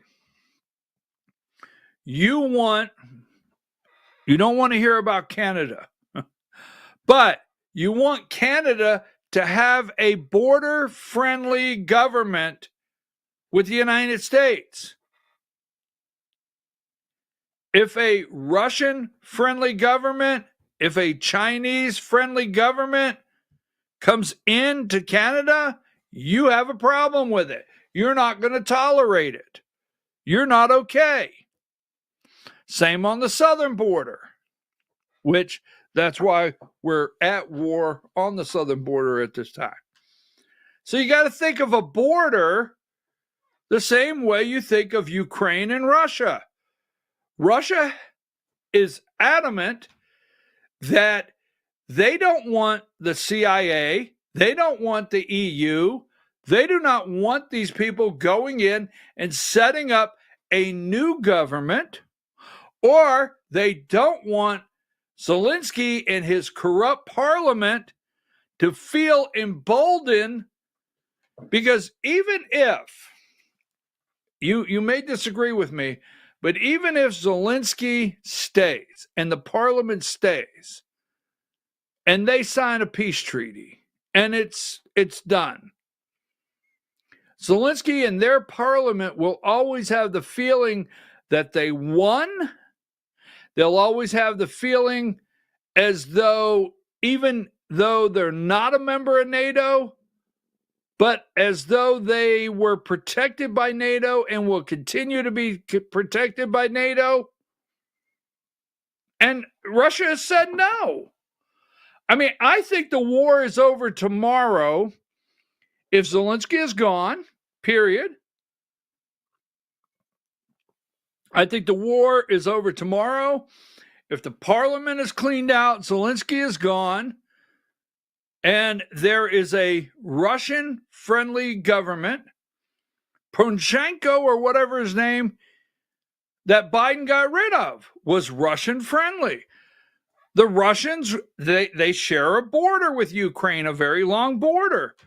They share history with the Ukrainian people.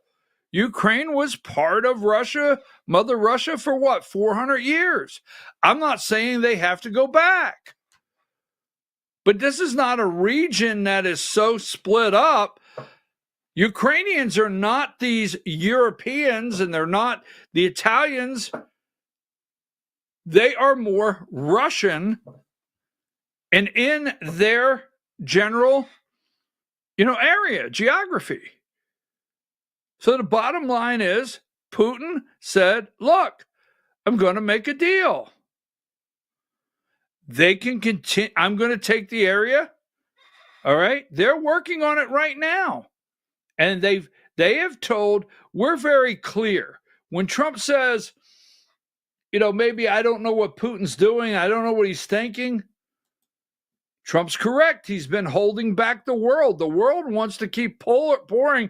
The EU, not the world, not China, not Iran, not the Middle East, but the EU, Germany, the UK, our leftist politicians in this country, they want to keep pouring all the military equipment they can in there.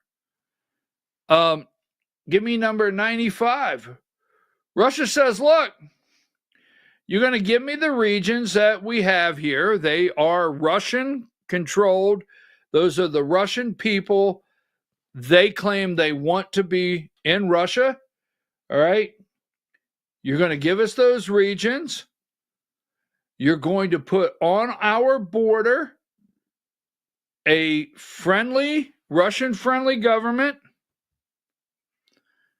Zelensky is gone. Your parliament is gone. And we'll move on. And you won't be a member of NATO. And you're not going to continue to put weapons in there. I mean, Germany sends these Taurus missiles. Russia said no. No weapons, no peacekeepers, no Zelensky, no corrupt parliament, no member of NATO. That has been clear from day one. So I don't know how Trump plans to handle this. I really don't. I don't know how he plans to handle this. So we're going to take a break. We're going to come back for the Georgia Hour. Give me number 5. I want this. I got a couple before I go to the Georgia Hour. Is it Carlin Pickens? Is that her name? Carlin Pickens? I'm definitely pulling for Tennessee. I mean, I have 4 granddaughters. Woo! I have 4 granddaughters, and this young lady is throwing the softball. I hope before the College World Series ends, this young lady hits that 80 mark with another record. And I'm pulling for Tennessee. This is one time I'm pulling for Tennessee. Let's see what else I have here. Oh, I showed you this yesterday, number 32. It's called the back wall. The back wall. Show them the back wall. That's the back wall. Yeah, there you go. Viking dude from Cherokee gave me the Reagan movie, 24. I appreciate that. I put that on the wall. Also got a hat. Let's see what else I have here. Make sure I'm not missing anything. We talked about the king and queen. See if I'm missing anything. The academics. Number 62.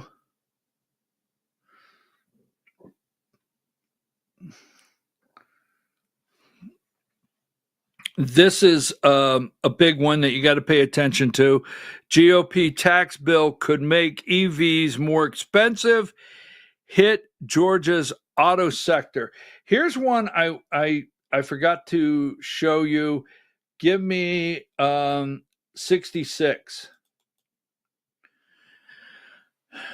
I spoke to a really, really big contractor yesterday, a large contractor that said one of the nation's leading builders, one of the leading national builders, home builders, is sending out notifications for wanting better aggressive pricing due to things slowing down. U.S. Housing Finance Chief tells Powell to lower the interest rates. There's absolutely no reason, there's no economic indicators that say that he should continue to have the interest rates up. Give me number 67. Jay Powell needs to lower interest rates. Enough is enough. President Trump has crushed Biden's inflation, and there is no reason not to lower the rates. The housing market would be in much better shape if Chairman Powell does this. He could lower the rates. You take the inflation down. You take the fact that we're starting to have a privatized economy again. That engine is turning. And you spur housing, put some manufacturing in there. We take off. The Feds need to lower the interest rates. So we're going to take a break. We'll be right back, 10 o'clock, with the Georgia Hour. I always look forward to the Georgia Hour. There's always a lot going on. We will return after these brief messages.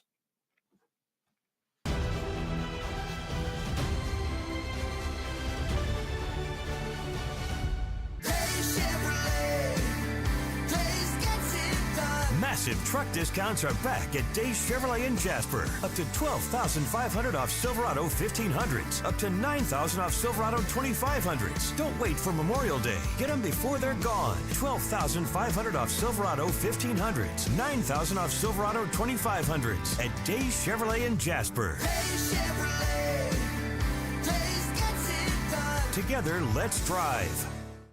Larry's Body Shop in Ellijay. Family owned and operated since 1978. The latest in cutting-edge digital technology and state-of-the-art equipment allow our iCard Gold Class certified technicians to restore your vehicle. Our second-to-none customer service will work directly with your insurance company. Major accident or minor fender bender. We take the dents out of accidents. Larry's Body Shop, North Georgia's #1 body shop. Visit us at collisiondecision.com. Why give your money to liberal media companies? Put your marketing needs in the hands of a conservative marketing professional and start getting results today. FYN Media Group, one of the top digital marketing agencies in Georgia, specializes in website design and hosting, social media promotion and management, and so much more. Visit FYNmediagroup.com or call 706-889-3564 for a free consultation. Welcome to El Rey Azteca Mexican Restaurant. We invite you to indulge your senses with our from-scratch authentic Mexican food. Whether you are hungry for fajitas or the El Rey Azteca burrito, we offer a wide variety of fine Mexican dishes, drinks, and desserts. Our inviting patio, indoor seating, and bar has a seat for everyone. So come to El Rey Azteca for delicious food, great drinks, good friends, and loads of fun in a casual and friendly atmosphere. Ladies, when you wear elegant jewelry, you become a force to be reckoned with. You shine brighter than the stars in the sky, and your inner beauty radiates like the sun. So embrace the magic, embrace the elegance, and let your jewelry be a reflection of your true, authentic self. My friends over at North Georgia Diamond know what a woman wants. Go see them for the perfect gift. And remember, when it comes to elegance, there's no such thing as too much. Come see us at North Georgia Diamond. We're igniting passion one sparkle at a time.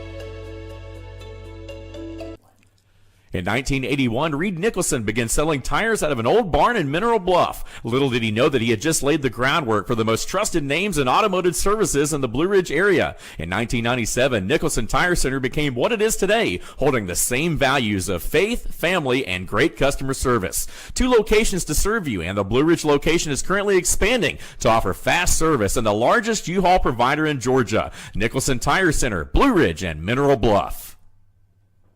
This is a special report. Knowing how to invest your money is harder than ever before. Dealing with stock market volatility, record debt, and terrorist attacks requires new thinking. At U.S. Asset Management, we can help you see the world more clearly so that you can move beyond the chaos and invest with confidence. Call us, visit us online, or drop by our office. U.S. Asset Management, helping you make better decisions with your money. Mesquite Grill, now offering online ordering for your convenience. Check out our new website at mesquitegrillbr.com. That's mesquitegrillbr.com. The great food and service you have come to expect, ready for you when you arrive. Open 7 days a week with a fully stocked bar and friendly service. Bring your furry friends with you and dine on our pet-friendly patio. Also, check out our catering options and let us prepare delicious food for your next event.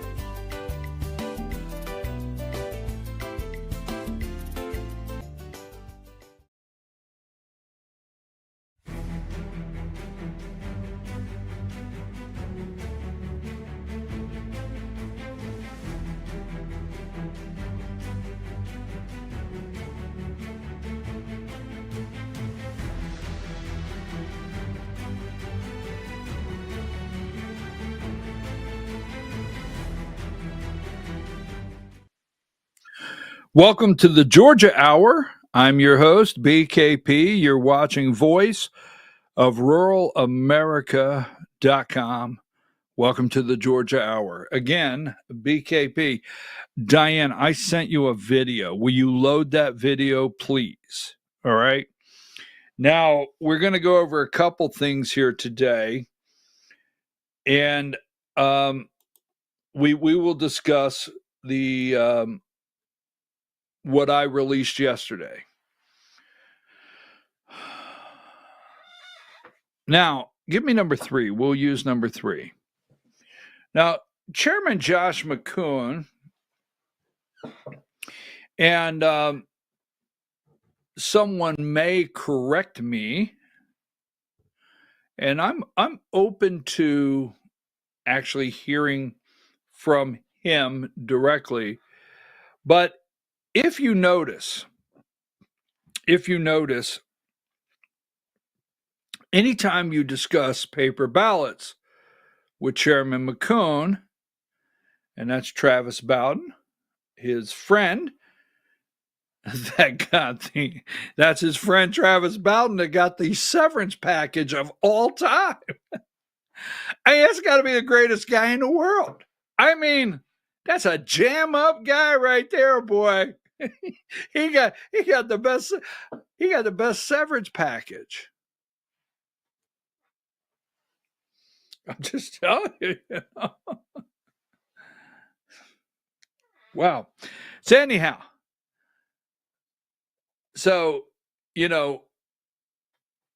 paper ballots, please. All right. So we have a team that has called for paper ballots. And we have another team, Voter GA over there, that has, for the longest time, their signs say "Unplug Georgia."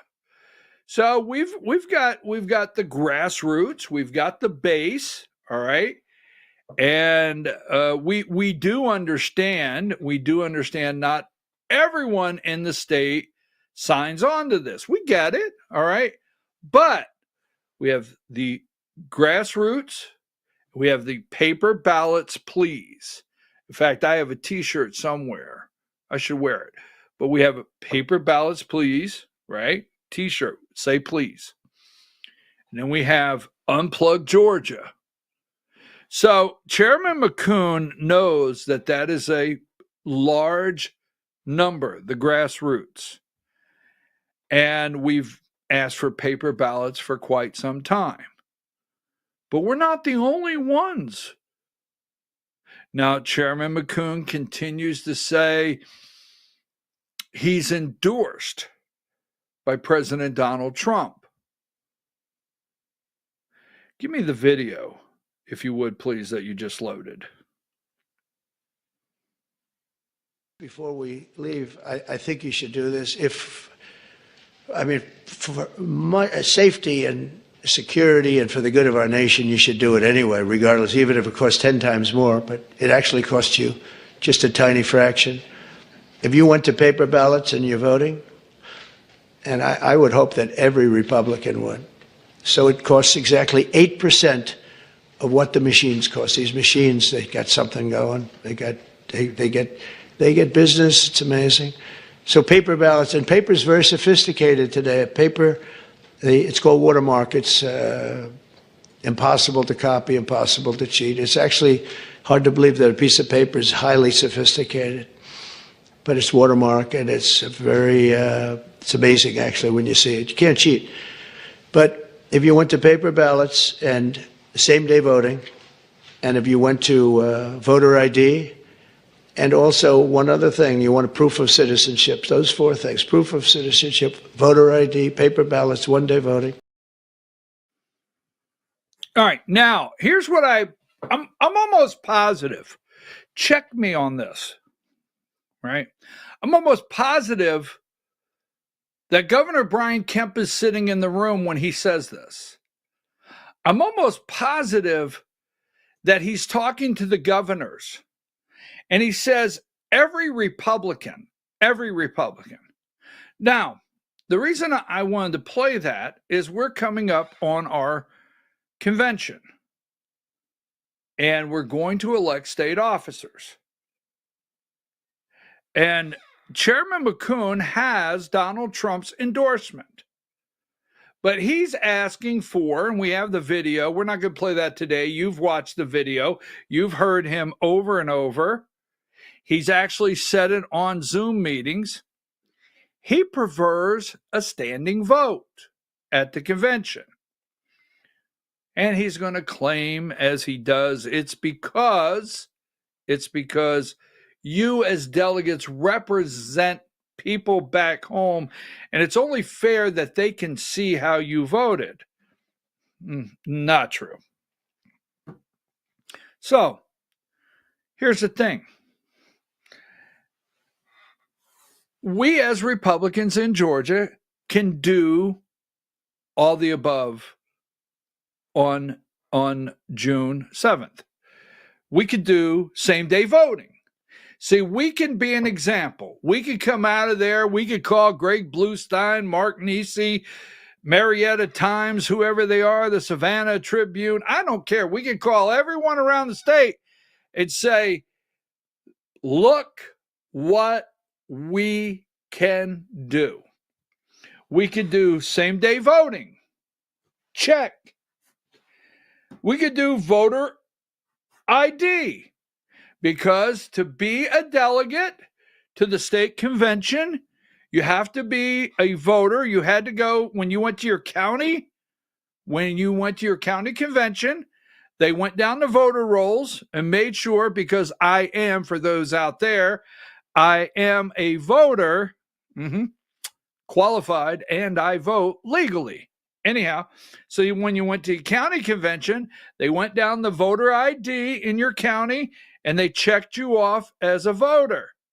And when you go to the state convention and check in, you're going to show your ID for your badge. So we could do same-day voting, Mr. President.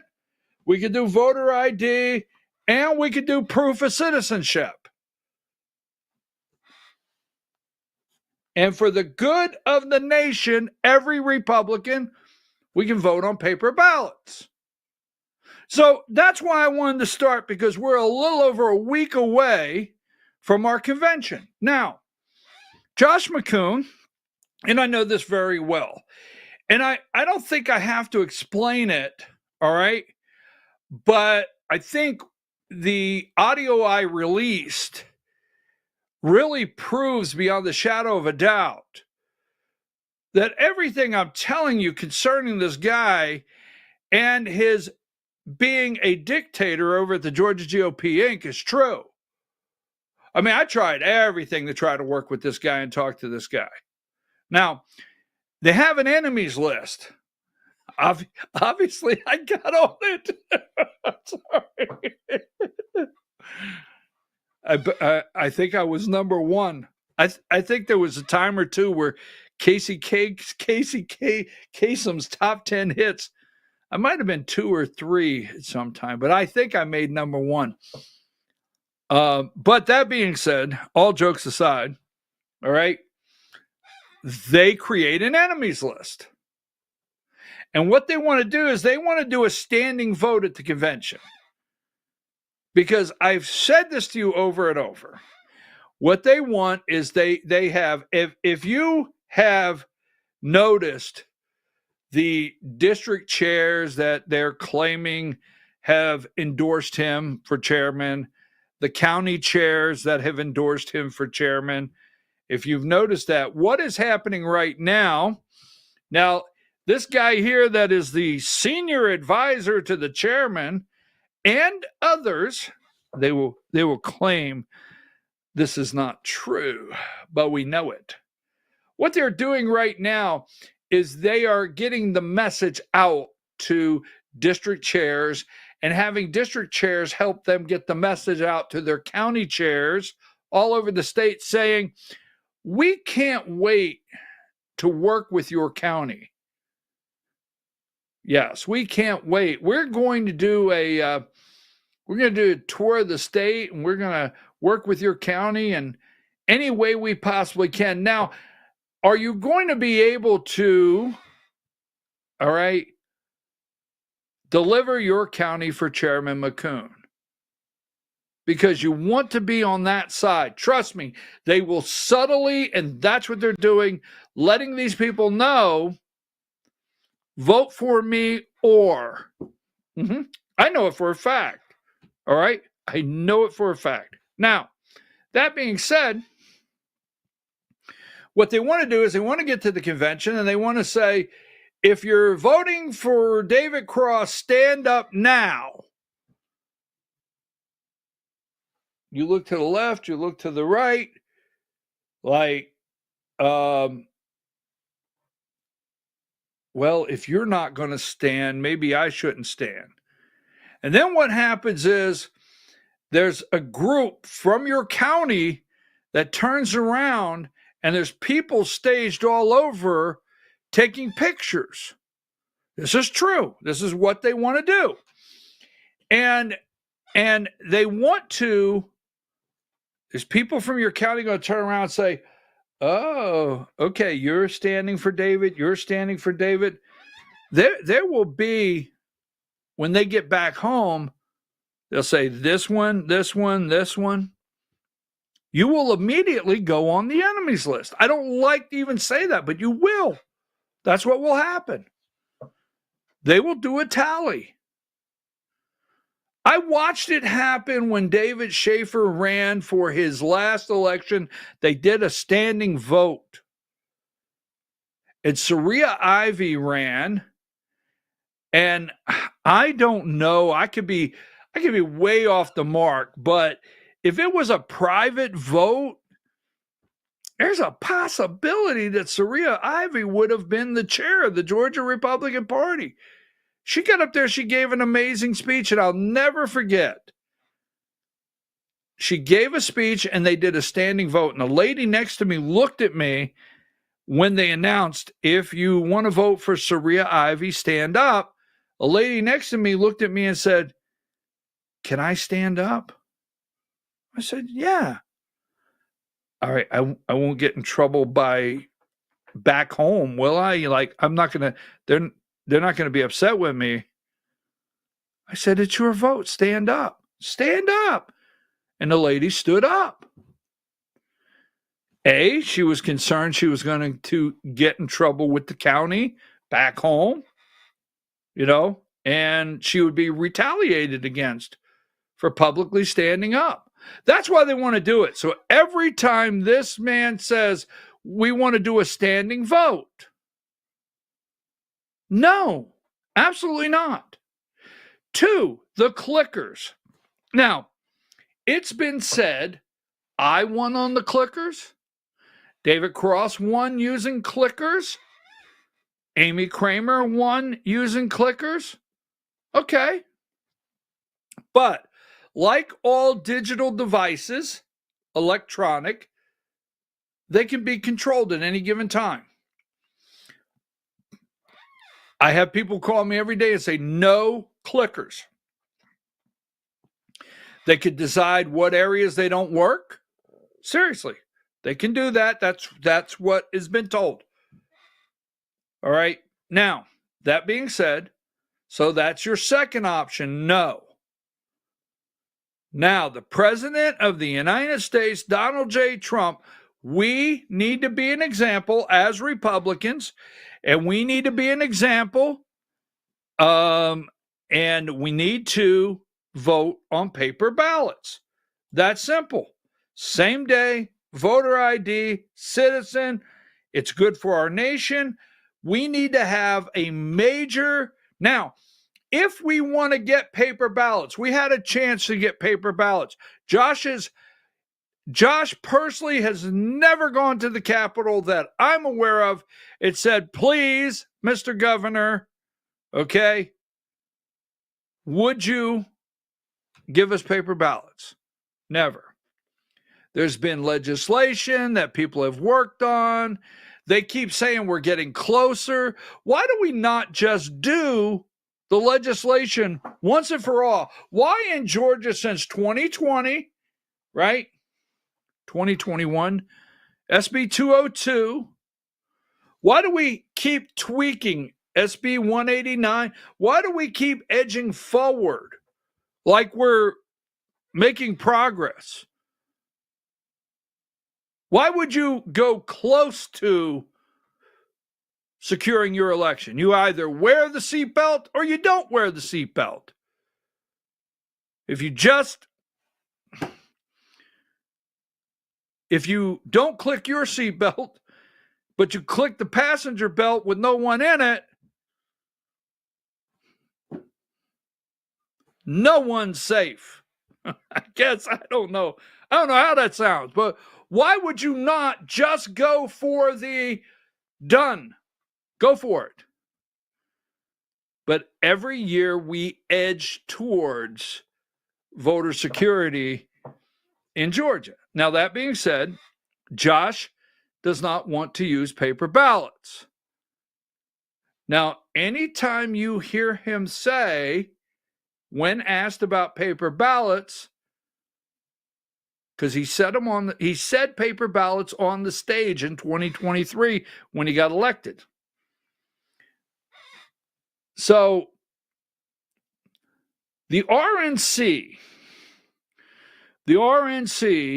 and I'm going to tell this story, and I'm probably going to get corrected on a couple details, but not the core. And when I say it like that, you'll understand. It's been a while. I'm doing it from memory. But the RNC passed a resolution, right, supporting paper ballots. So we wanted to adopt that. So we go down to the state committee meeting, right? We go down to the state committee meeting, and Sam Carnline wants to adopt and make it the Georgia GOP policy, our policy, that we adopt the RNC paper ballots, and we support it. Now, he went and he spoke to Josh 2 or 3 times, Sam did, and we got into the meeting, the state committee meeting, and Josh filibustered. He does. When he doesn't want to do a resolution. Folks, the very first state committee meeting we had a resolution sitting there from the 14th district. You know who you are. You don't speak to me today. It's funny as hell. You won't even speak to me today. But on that day, you were very angry, and several at your table, because there was a resolution condemning Fani Willis and supporting Donald Trump. And Josh filibustered the whole entire state committee meeting, and we never got to the resolution from the Georgia State Committee, Republican Party. So we're down at the state committee meeting, and once again, we're filibustering. And I'll never forget, this is where I might get tweak of correction, but Sam Carnline stood up and said, basically, we're not going anywhere. And he said, I'll pay for the room. Whatever we're paying for this room, I'll pay for it. But I don't want to leave until we adopt the RNC paper ballot resolution that we support paper ballots in Georgia. That's the only reason to me. Somebody tell me if you were in that room and something else happened. Would you please let me know? Because I was in that room. And I'm going to look at the camera and tell you, to the best of my memory, Your Honor, Sam Carnline is the reason that the Georgia GOP adopted by the state committee the paper ballot initiative and support from the RNC. Now, I'm not saying other people didn't want it, but he is the one that was bold enough to say, we're not going home without it. Period. And it put Josh on the spot. Now, every time you talk about paper ballots with Josh McCoon, he will say something in the area of, and I've got to move on, I'm running out of time, I don't want to just go into this all day, but he'll say something in the area of the Georgia Republican Party's position is we support paper ballots. David Cross says when elected, he'll call Governor Kemp whether it works or don't work. And he'll say, can I meet with you and talk to you about paper ballots? Josh doesn't say that. Josh says, since 2023, it's 2025, and he'll be going into 2026. And you know what he says? Josh says, we have, now this is for the election integrity hardcore out there. Josh McCoon says, we have HB 397. We have a good piece of legislation that's already crafted. And Josh will tell you, because we didn't get anything this year. We got nothing. All right? We didn't get paper ballots. Was that SB? What was SB? What was the paper ballot one that we didn't get? If you can remind me of that one. All right? But I think it's HB, House Bill 397. 397, where we were going to strengthen, right? We were going to strengthen. The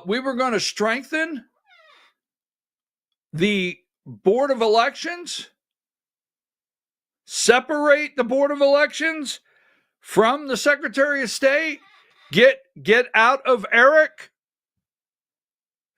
Many things in HB 397. We did not get HB 397 passed.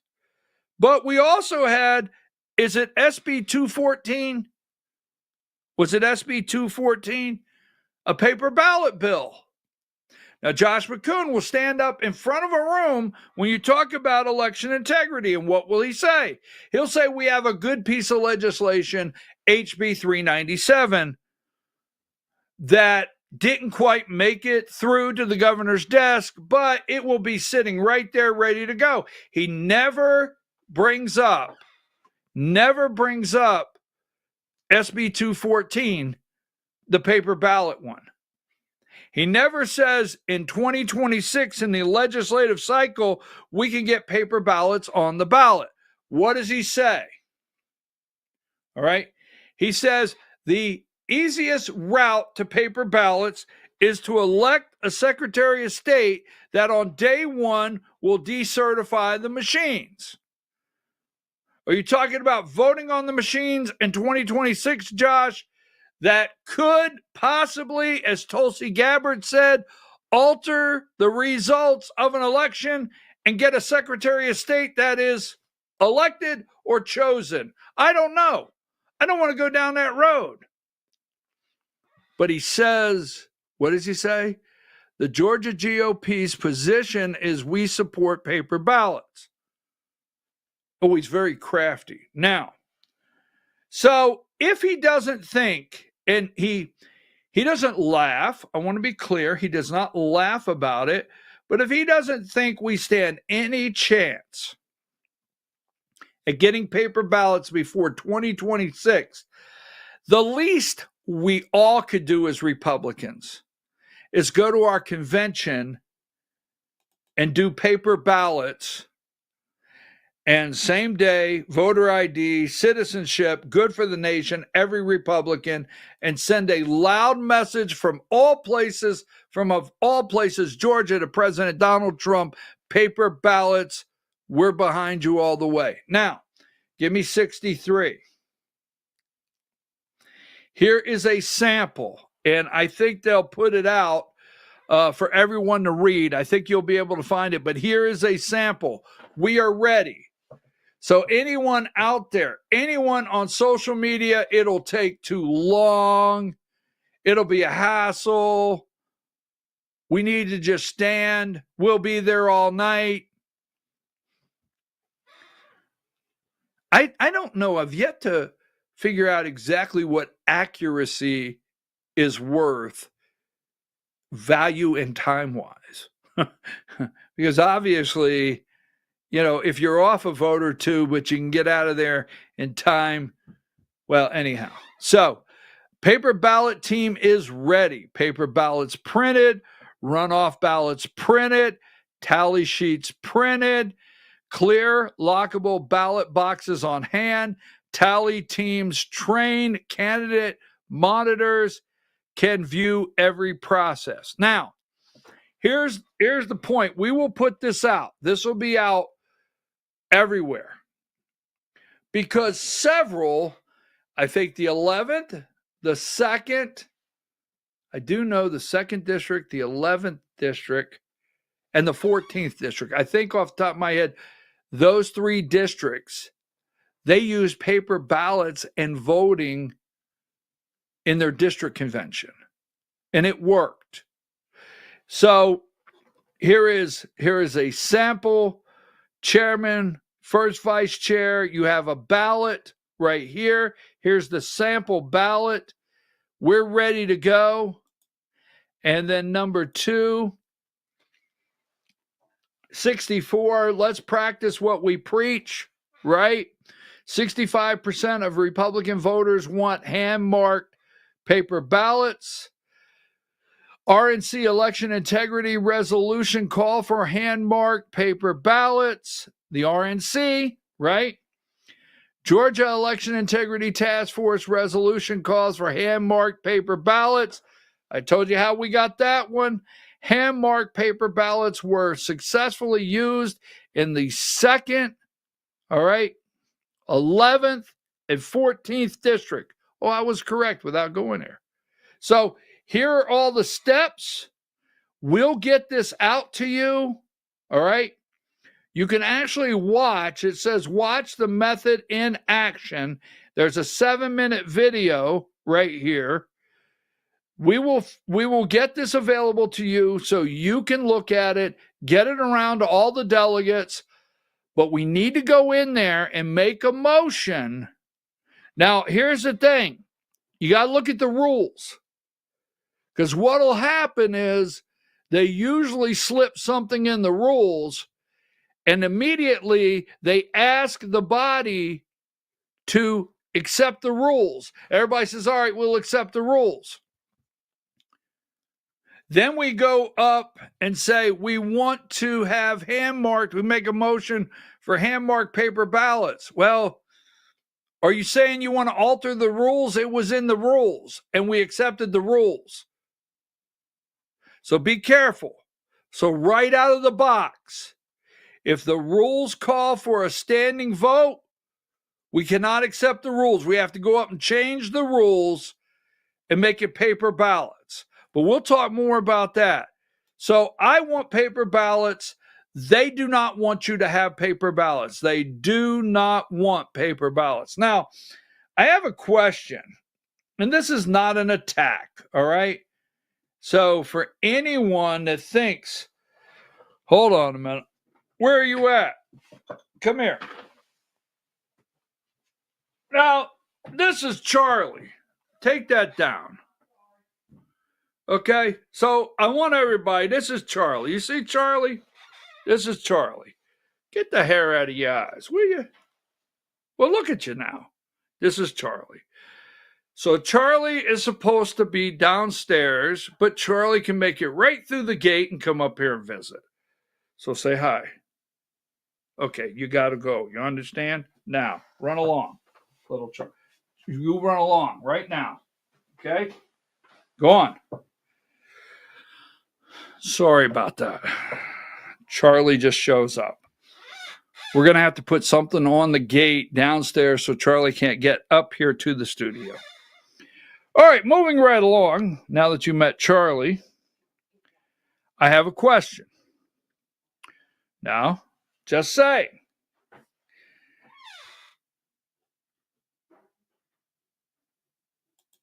give me 43. Now, some of you are just not going to like this, and I can't help it. The facts are the facts. So, in 2021,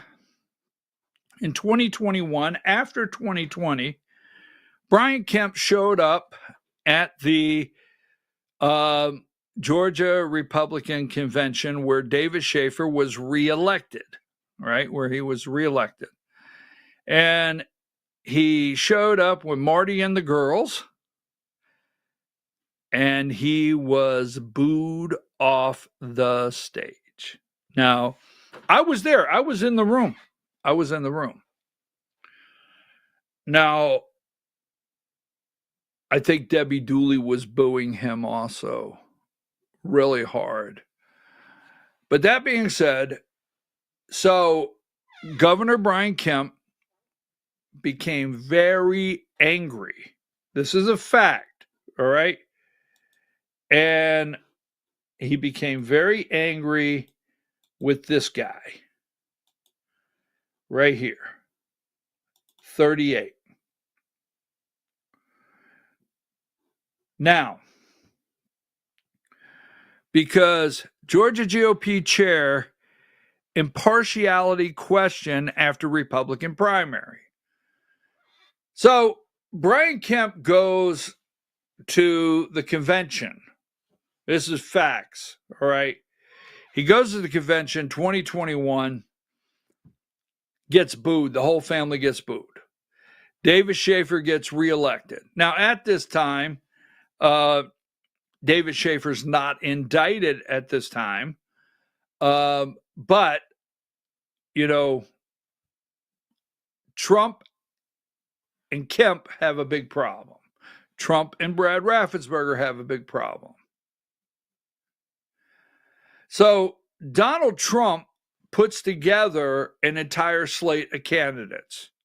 I keep saying fact, no matter what side you're on this, this is what happened. It's where we're at today.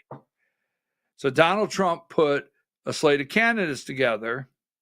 He gets reelected, and Governor Kemp, he doesn't like David Schaefer, not at all. And David Schaefer, the Georgia GOP, Inc., seemed to show support for the primary candidates. So you got to know why and where and how we got here if you're new to the game. So Governor Kemp goes and give me number 37, right? And you got 37.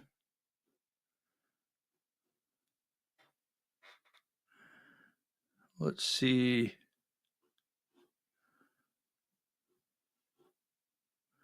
Right. Another term in hand, Brian Kemp solidifies political network. Now, hold on to that for a minute. We'll come back. He wins. He wins against Donald Trump in Georgia, wins against David Schaefer, right? He wins against Candace Taylor. Brian Kemp wins. So all he needed was to win, and then he's going to rule with the iron fist. So give me number 42, and we see that here, 42. It was on the AP. It was a complete all over the United States. Everyone had Georgia Governor Brian Kemp booed at the convention. And let's go back to 43.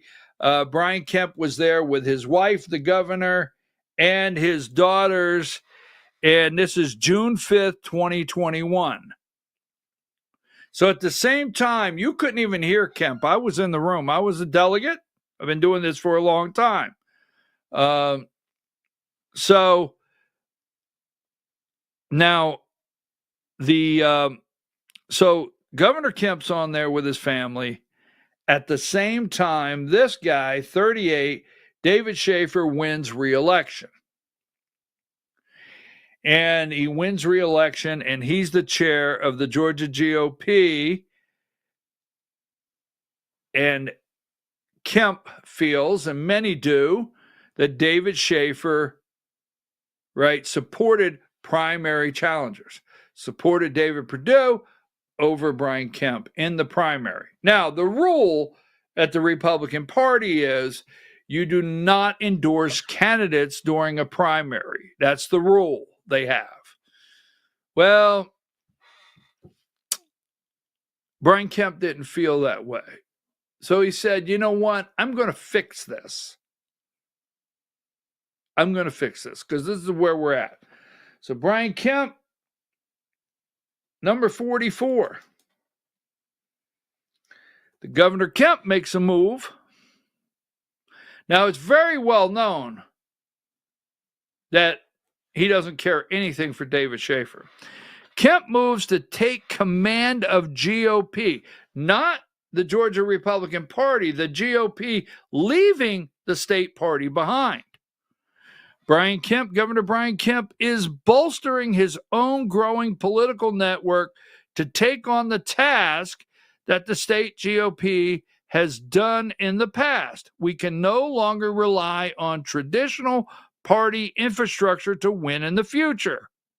All right, okay. So the traditional party infrastructure that he's talking about is years ago, before David Schaefer, before the fight with Donald Trump, the people would give money, donors, to the party, and then the party would support candidates. And they could do their own fundraising, but they couldn't do their fundraising during the legislative session. So you had the incumbents losing about 4 months a year, but they left it up to the party. So while they were in session, the party would raise money, have it in the bank, ready for them to run. But Kemp said, we're going to take that away. We're not going to need the party any longer, right? We're not going to need the party any longer for no more than ballot access. So what was created at that time was right here. Number 37.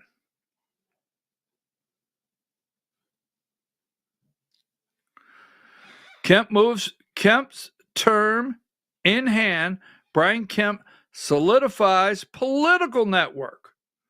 So what he does after he gets a second term,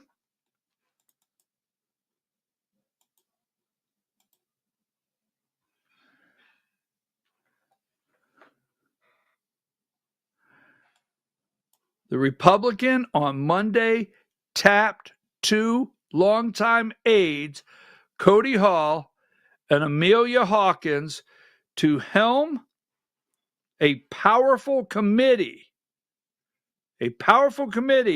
that is empowered by the new law, tap unlimited contributions. So he totally bypasses the party. He gets a new term. The Georgia GOP doesn't want to deal with him. He doesn't want any Republicans to have to worry about a primary challenger being supported by the Georgia GOP.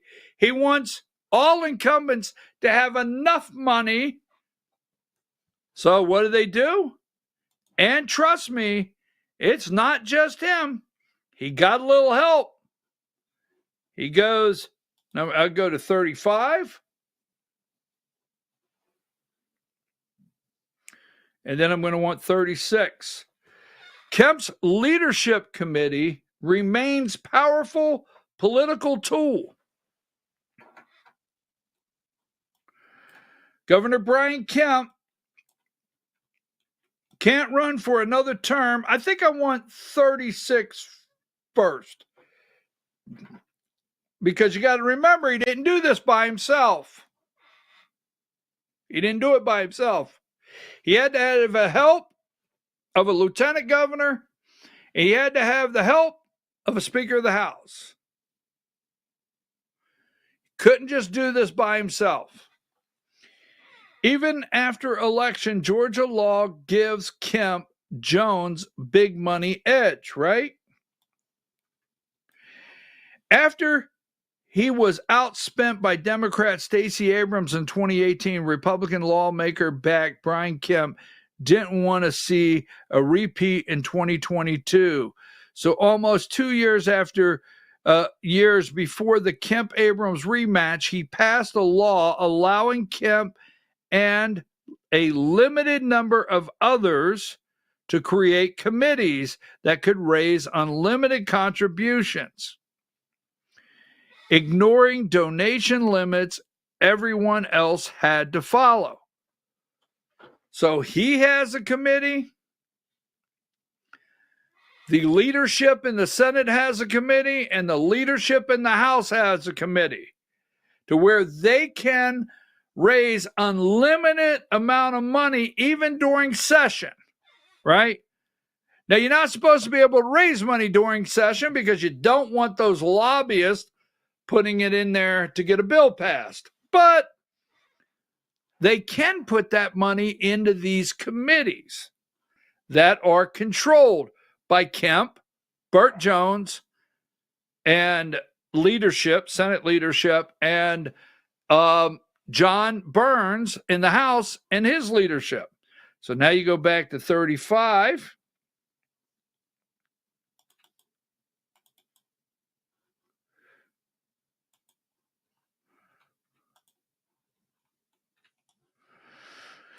Kemp's leadership committee remains powerful political tool. Governor Brian Kemp can't run for another term as Georgia's governor, but he uses a special fundraising committee that helped finance his reelection bid to raise cash to promote his agenda and set the stage for his next political move. All right. So that being said, with everything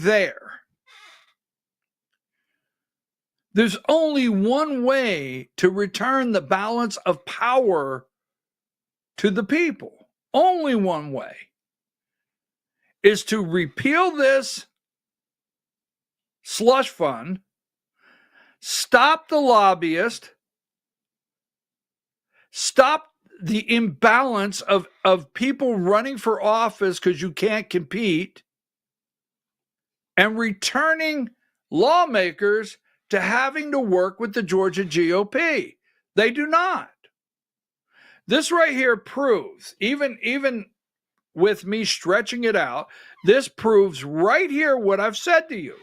I asked you the other day, how many of your county commissioners, city council members, or whatever may be, Board of Education members, how many local, how many state representatives, how many state senators, right? How many constitutional officers right up to the governor attended your county convention of the Georgia GOP, your district convention as a delegate, and is going to your state convention as a delegate? How many are truly doing that? Trust me, it is a very small number compared to the vast number that should be there if they were beholden to the party and the party was no more than ballot access. So my question this morning, we'll move on to our last subject of the day. My question this morning is, will Governor Kemp, this is not ugly. Nobody can go say I haven't attacked Governor Kemp today. I just laid out the facts. Will Governor Kemp attend the Georgia GOP convention Saturday or Friday, June 6th or 7th? Will he? Because I do know this for a fact. Chairman Josh McCoon has a very close relationship with the governor. In fact, Josh McCoon has such a close relationship with Governor Brian Kemp, he does not want Brian Kemp's endorsement in fear that that would be a little bit of a backlash from the grassroots.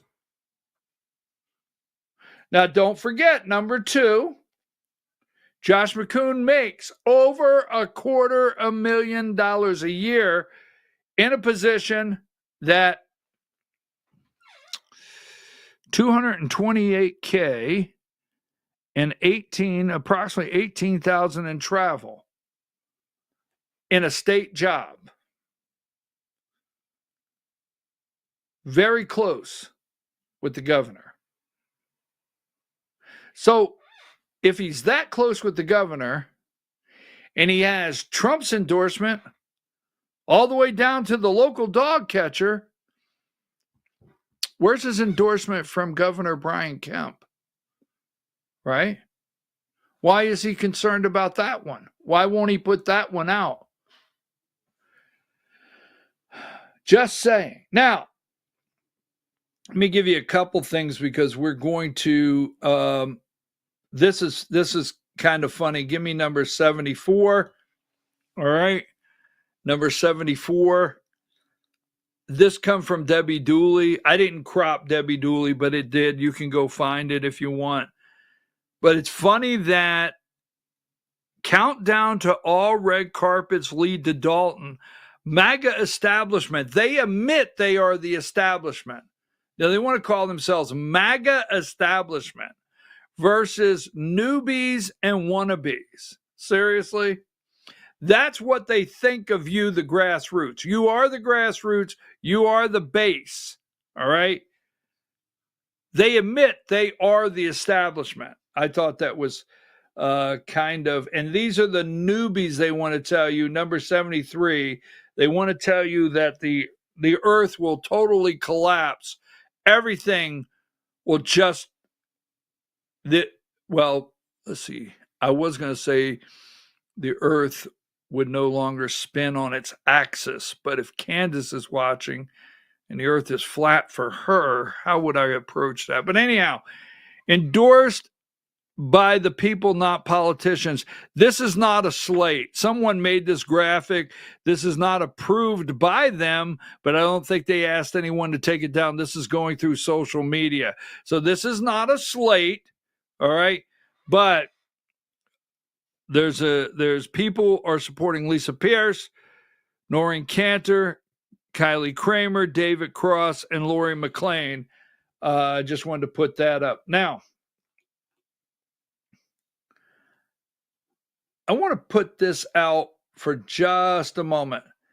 Give me, where is it at? Give me number 18, the 1st district.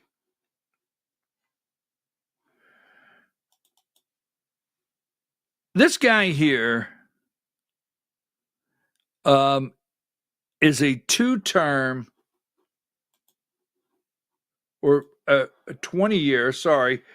Give me 17. This guy right here is a Chatham County, and I just want to point this out because you got to think about this, all right?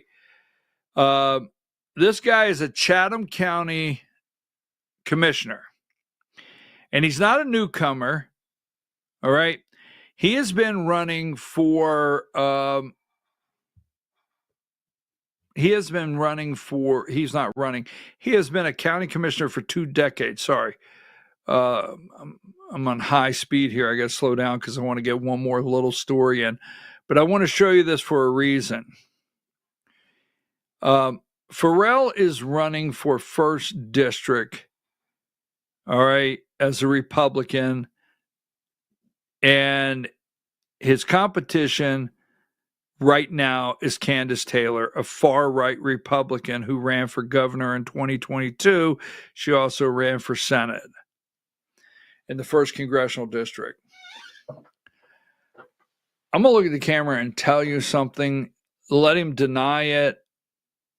And I do not have anybody that sent me a document that proves it.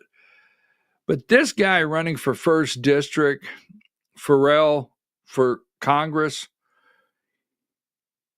he has Mark Roundtree, all right? He's getting some high-profile help from Mike Roundtree, all right? Bill, that's Landmark Communications. Correct me if I'm wrong, Bill, all right? If you're out there and you're paying attention, that's Landmark Communications. Double check me on that. But I will say this. If the guy's getting help from Mark Roundtree, and if you don't know Mark out there, because I do, Mark is a political consultant, and if he's working with this guy, I feel very strong. I can look you in the eye and tell you that Josh McCoon was well aware that this was happening. Now, I'm going to get the Candace groupie attack, but I'll take it because we're going to talk politics. The Georgia Republican Party, they will not admit this, so I've got to bring it to you. They do not want Candace Taylor to be the nominee. All right? They do not. And that sounds ugly, and I'm going to get it. Like I said, I'm going to get attacked. I can already feel it, but they don't want her to be the nominee because if she's on the general ballot in the first district, because I've already been told the first district will never go Democrat, okay? Let's say it's 60-40. Let's say it's 60-40. I don't know. But let's say it drops down, if she's on a ballot, to 55-45. And she wins. Ossoff wins.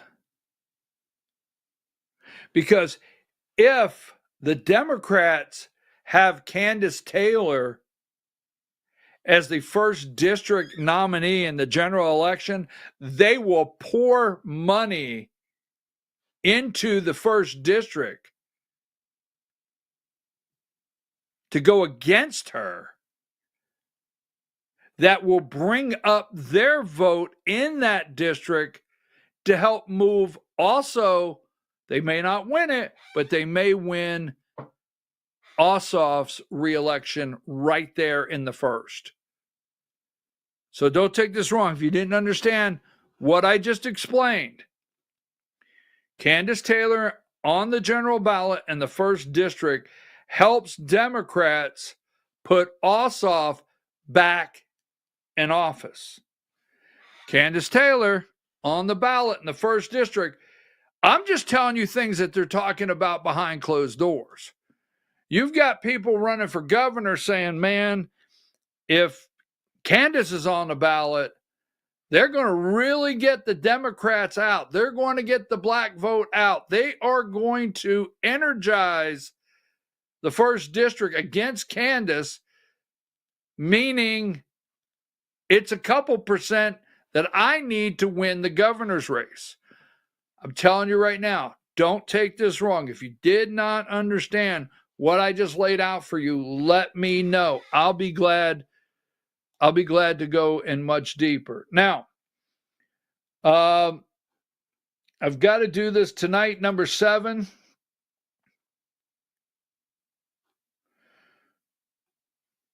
Number 7, these candidates, go meet these candidates tonight, right? Marietta Fish Market, 6:30, they will be there. You still have questions about anything with these candidates? You still have concerns? Go meet these candidates. Now, yesterday, I put out a video, and I want to close with that. I wanted to do the paper ballots. All right. Number 65.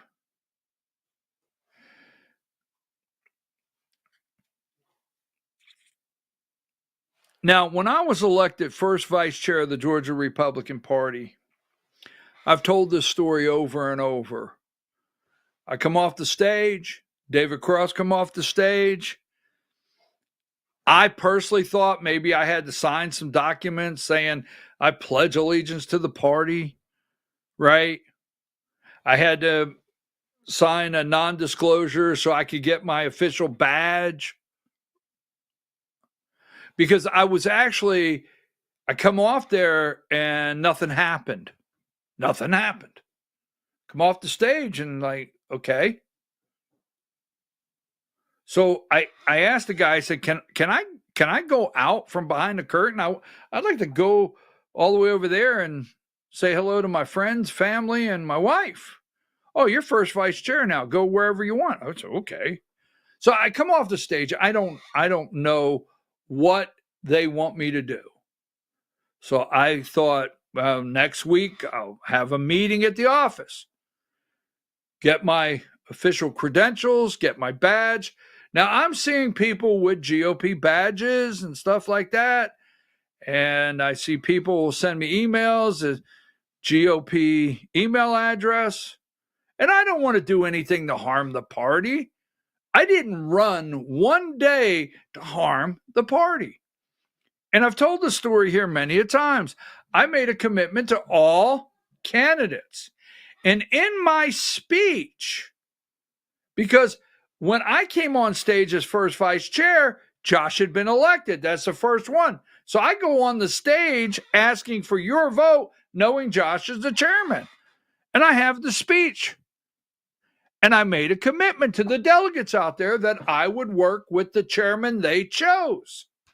Little did I know the chairman they chose was not going to reciprocate and work with myself or David Cross, or I'm going to throw it out there, Lori McLean and others.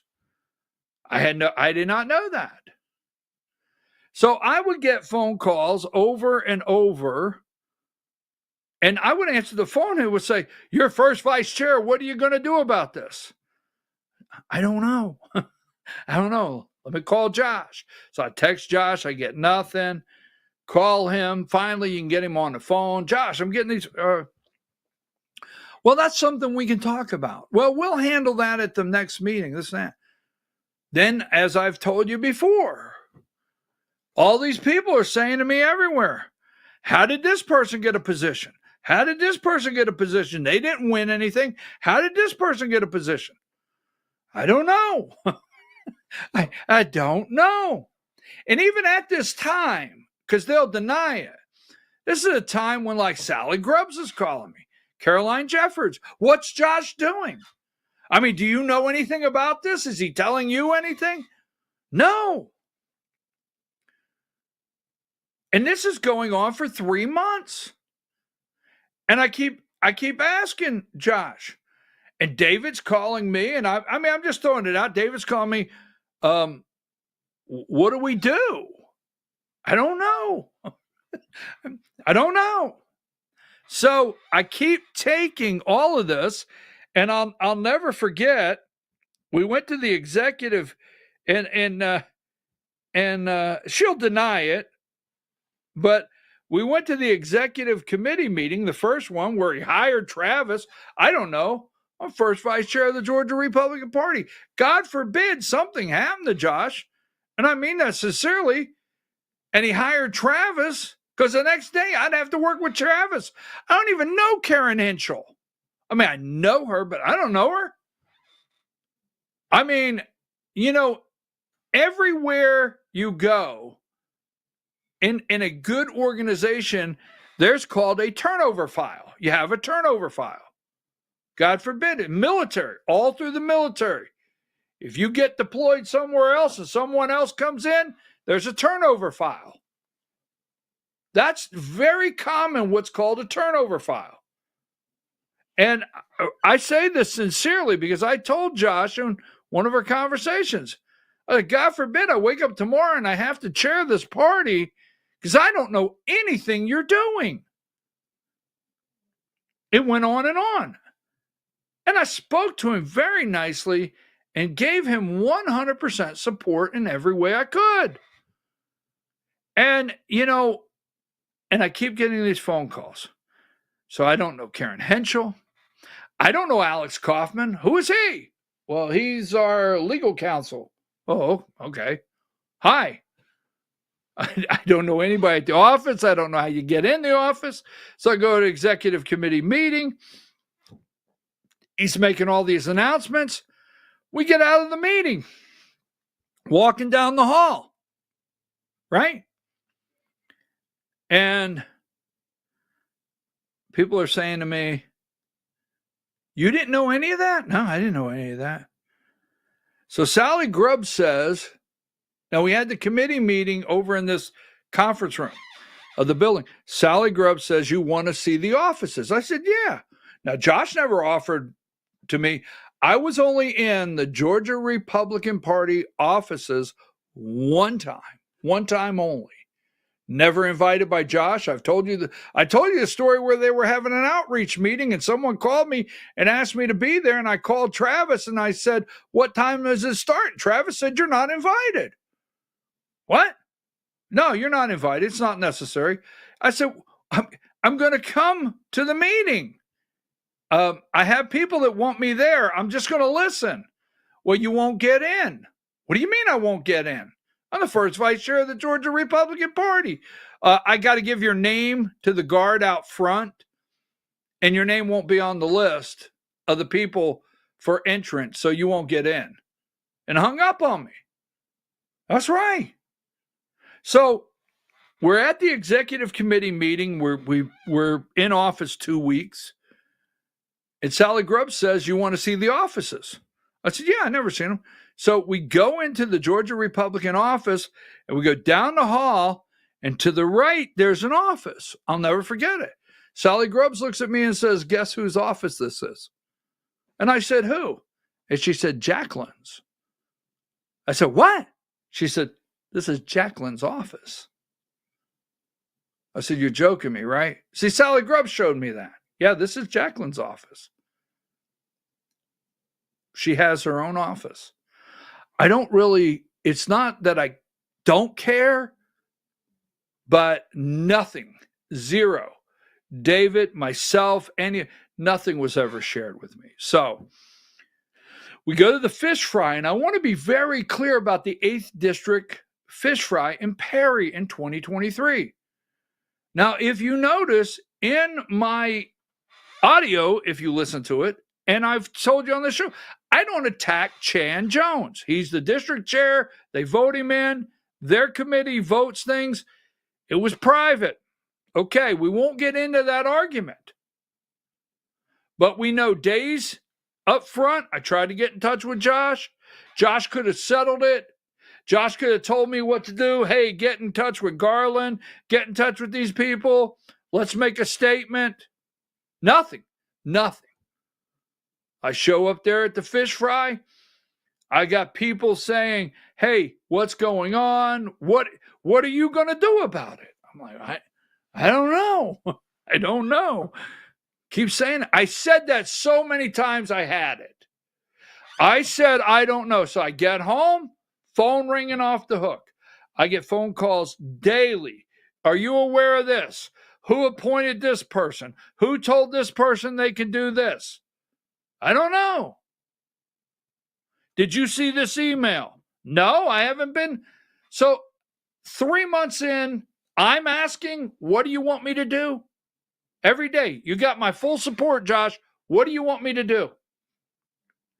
And then if you're mad at me about the governor, I was not the one that told the governor not to come to the convention. I was not the one that told Governor Kemp to go out to Wisconsin and stand out there and say what he said about Donald Trump, and he did. I told him, I said, Josh, I'm not the one. And I said, maybe with your relationship with the governor, it's in the call. Listen to the call. I said, maybe with your relationship to the governor, you can ask Governor Kemp to quit sticking his finger in the eye of the grassroots and the base. Quit kicking them. Stop it. Just ask him nicely. Stop with the things he says. It was never ugly. And I asked him. So we go to the fish fry. We've got a resolution condemning Fonnie Willis. And he gets up there, And this is the first state committee meeting, 3 months in, first state committee meeting. Now, a real CEO, a real chairman would have gotten up there in front of his first state committee meeting and introduced his state officers. Because this is the first time we're all together. And a real chairman would have stood up there and said, I am proud to be the chairman of the Georgia Republican Party. With us today, let me introduce you to our state officers that were elected by the delegates, just like myself. Brian Pritchard, first vice chair. David Cross, second vice chair. We stand up in the room. Second vice chair. Lori McLean, treasurer. Caroline Jeffords, secretary. Jenny Ekman, assistant treasurer. And Susie Voiles, assistant secretary. And we all stand up and say, hey, let's hear it for our state officers. That's professional, right? I don't even know what the agenda is. David doesn't know it. If Lori McLean would not have to give the treasurer's report and Caroline Jeffords have to give the report as a secretary, their names would have never been mentioned. So we do the whole meeting. I don't have to be mentioned, but we're not even mentioned like we're there. The state. And I get home a Saturday, and Sunday my phone never stopped ringing. And I said, you know what? I had it with this. I've had it with this. I mean, I'm tired of taking all these phone calls, and he doesn't stand up on anything. And he owes it to the grassroots. He owes it to the grassroots to make a statement. So I called him up. All right. Now, in this call right here, I released it. And I pondered releasing this call. I pondered it. It's 1 hour long. And it's from August 2023. And you'll find out why they got rid of me and why Josh got rid of me. Now, soon after this phone call is when certain people like Denise Burns, Candace Taylor, Sally Grubbs, right? Caroline Jeffords, right after this call is where they turned and they didn't speak to me any longer. See, I didn't do anything to them, but I'd had it. And I thought it was time. I thought it was time that he heard directly from me how you felt. Now, if you listen to this, everything I do in the conversation, everything I say is how you out there felt. Answers you wanted, things you wanted done, things you wanted to hear about. Why this? Why this? Josh, why this? People want to know why you met with the governor. What happened with your meeting with the governor? Did you get a check? And then when he started complaining in the conversation like David, I'm like, what the hell? Why would you complain about David when you could just call us in the office and give us direction on what you want done? Nothing.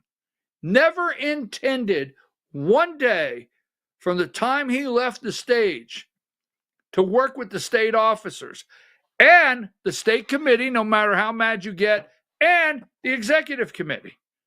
Because the executive committee, they may disagree. State committee, they can disagree.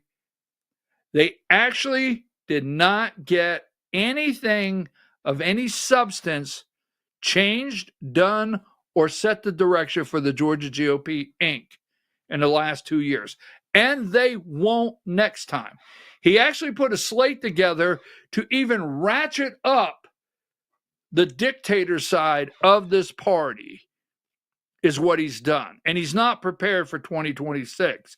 And he will not look you in the eye and be honest about subjects, things, and what needs done. He will not. Now, that being said, I pondered, okay? I pondered, should I release this? And I I counseled with many people, probably about 8 or 9 people very close to me, from family, friends, very close people I counseled with. And I won't give you the names, but 2 of the people, I'll give you one. I called my sister. My sister, we grew up in a political house. I called my sister and I said, "What do you think I should do?" And she said, "You owe Josh McCoon nothing." Josh McCoon, now this is her opinion. Josh McCoon participated and had knowledge in trying to stomp on you and destroy you. Your family, your friends, removing you from the party, knowing all you have is a civil action in the state of Georgia. You see, I got here just shy of a month or two before the year 2000. I'm here 25 years. Wow, 25 years. I've never been before a judge in the state of Georgia in 25 years charged with any crime. 0. Not one charge, not facing a charge. I sit here today with a civil action dispute with the state of Georgia, but not a charge, not a criminal charge, not one in 25 years, since the day I came across the state line. She said, "You owe Josh McCoon nothing at all." And I got that at a couple other places, so I pondered on that. And yesterday we released the audio of that conversation, because I'll look you right in the camera. All right. This is a picture right here, 67, and I will give you a timeline. Diane, we'll get out. I'm sorry, I didn't look at the clock. But right here, this was on a Saturday.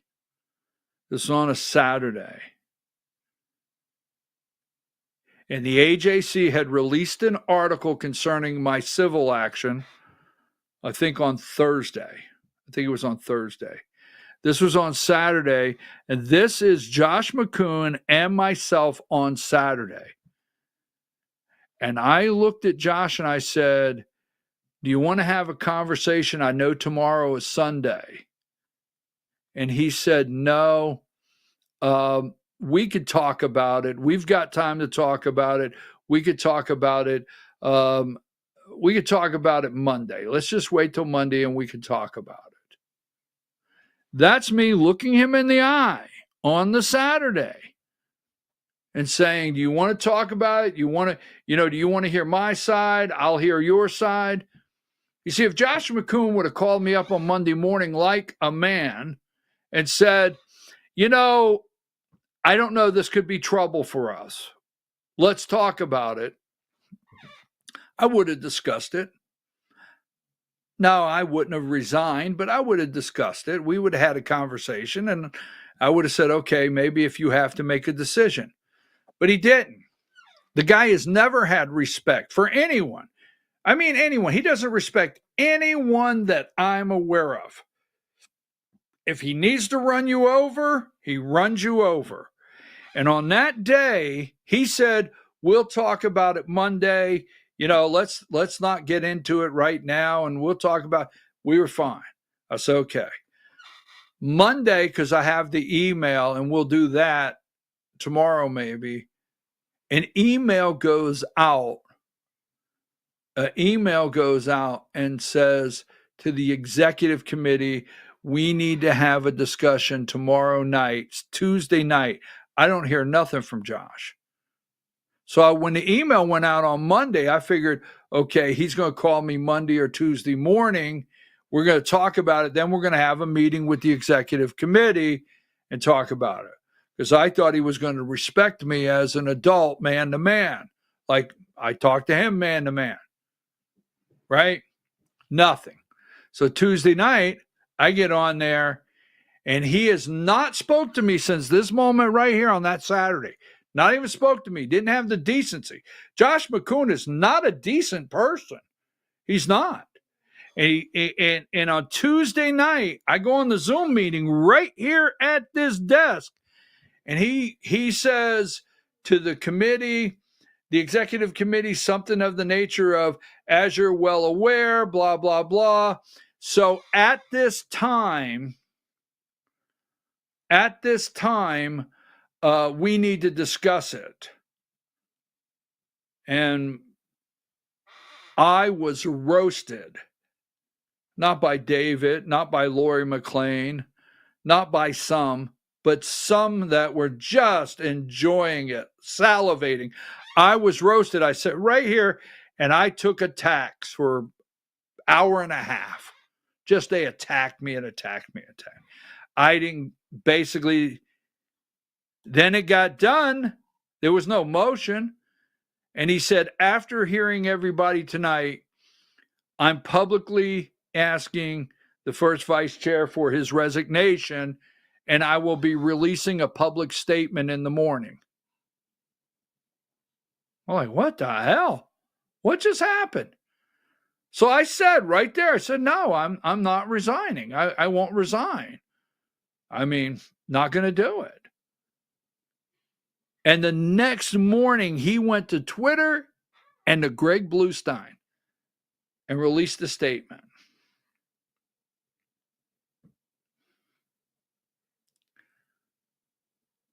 He's not a good person. He is not a good person. And I owe Josh McCoon 65. I owe Josh McCoon absolutely nothing. Absolutely nothing. All right. Period. So if you want to hear that phone conversation, let me know. If you don't have it, let me know. If you listen to it, if you listen to the conversation and you don't understand some of the subjects or some of the things, email me and I'll answer the questions. So we'll be back tomorrow with the Georgia Hour, and I'm always available if you have any information you want to share with me.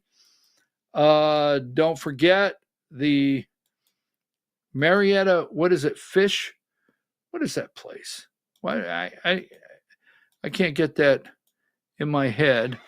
But tonight, meet the candidates over there in Marietta. But on the paper ballots, we will get that to you. We'll get it out, okay? All right, Diane, I am sorry to hold you. I appreciate you very much. You should have just sent me a text message and said, shut up. I'll be back tomorrow. There you go. Tonight at 6:30, go meet the candidates. Have a great afternoon. Take care. Oh, by the way, Josh, don't go yet. Josh, you participated, because I got the phone calls. You participated, and you had the knowledge of the people. You said your family's been attacked. My family got attacked, Josh, and you know it, right? My wife got attacked, Josh, and you know it. All right. My business has been attacked. You have personally done that yourself, and you know it. And you tried to do everything, in my humble opinion, Josh, to destroy me. But I'm still here. To God be the glory. I'll see you tomorrow.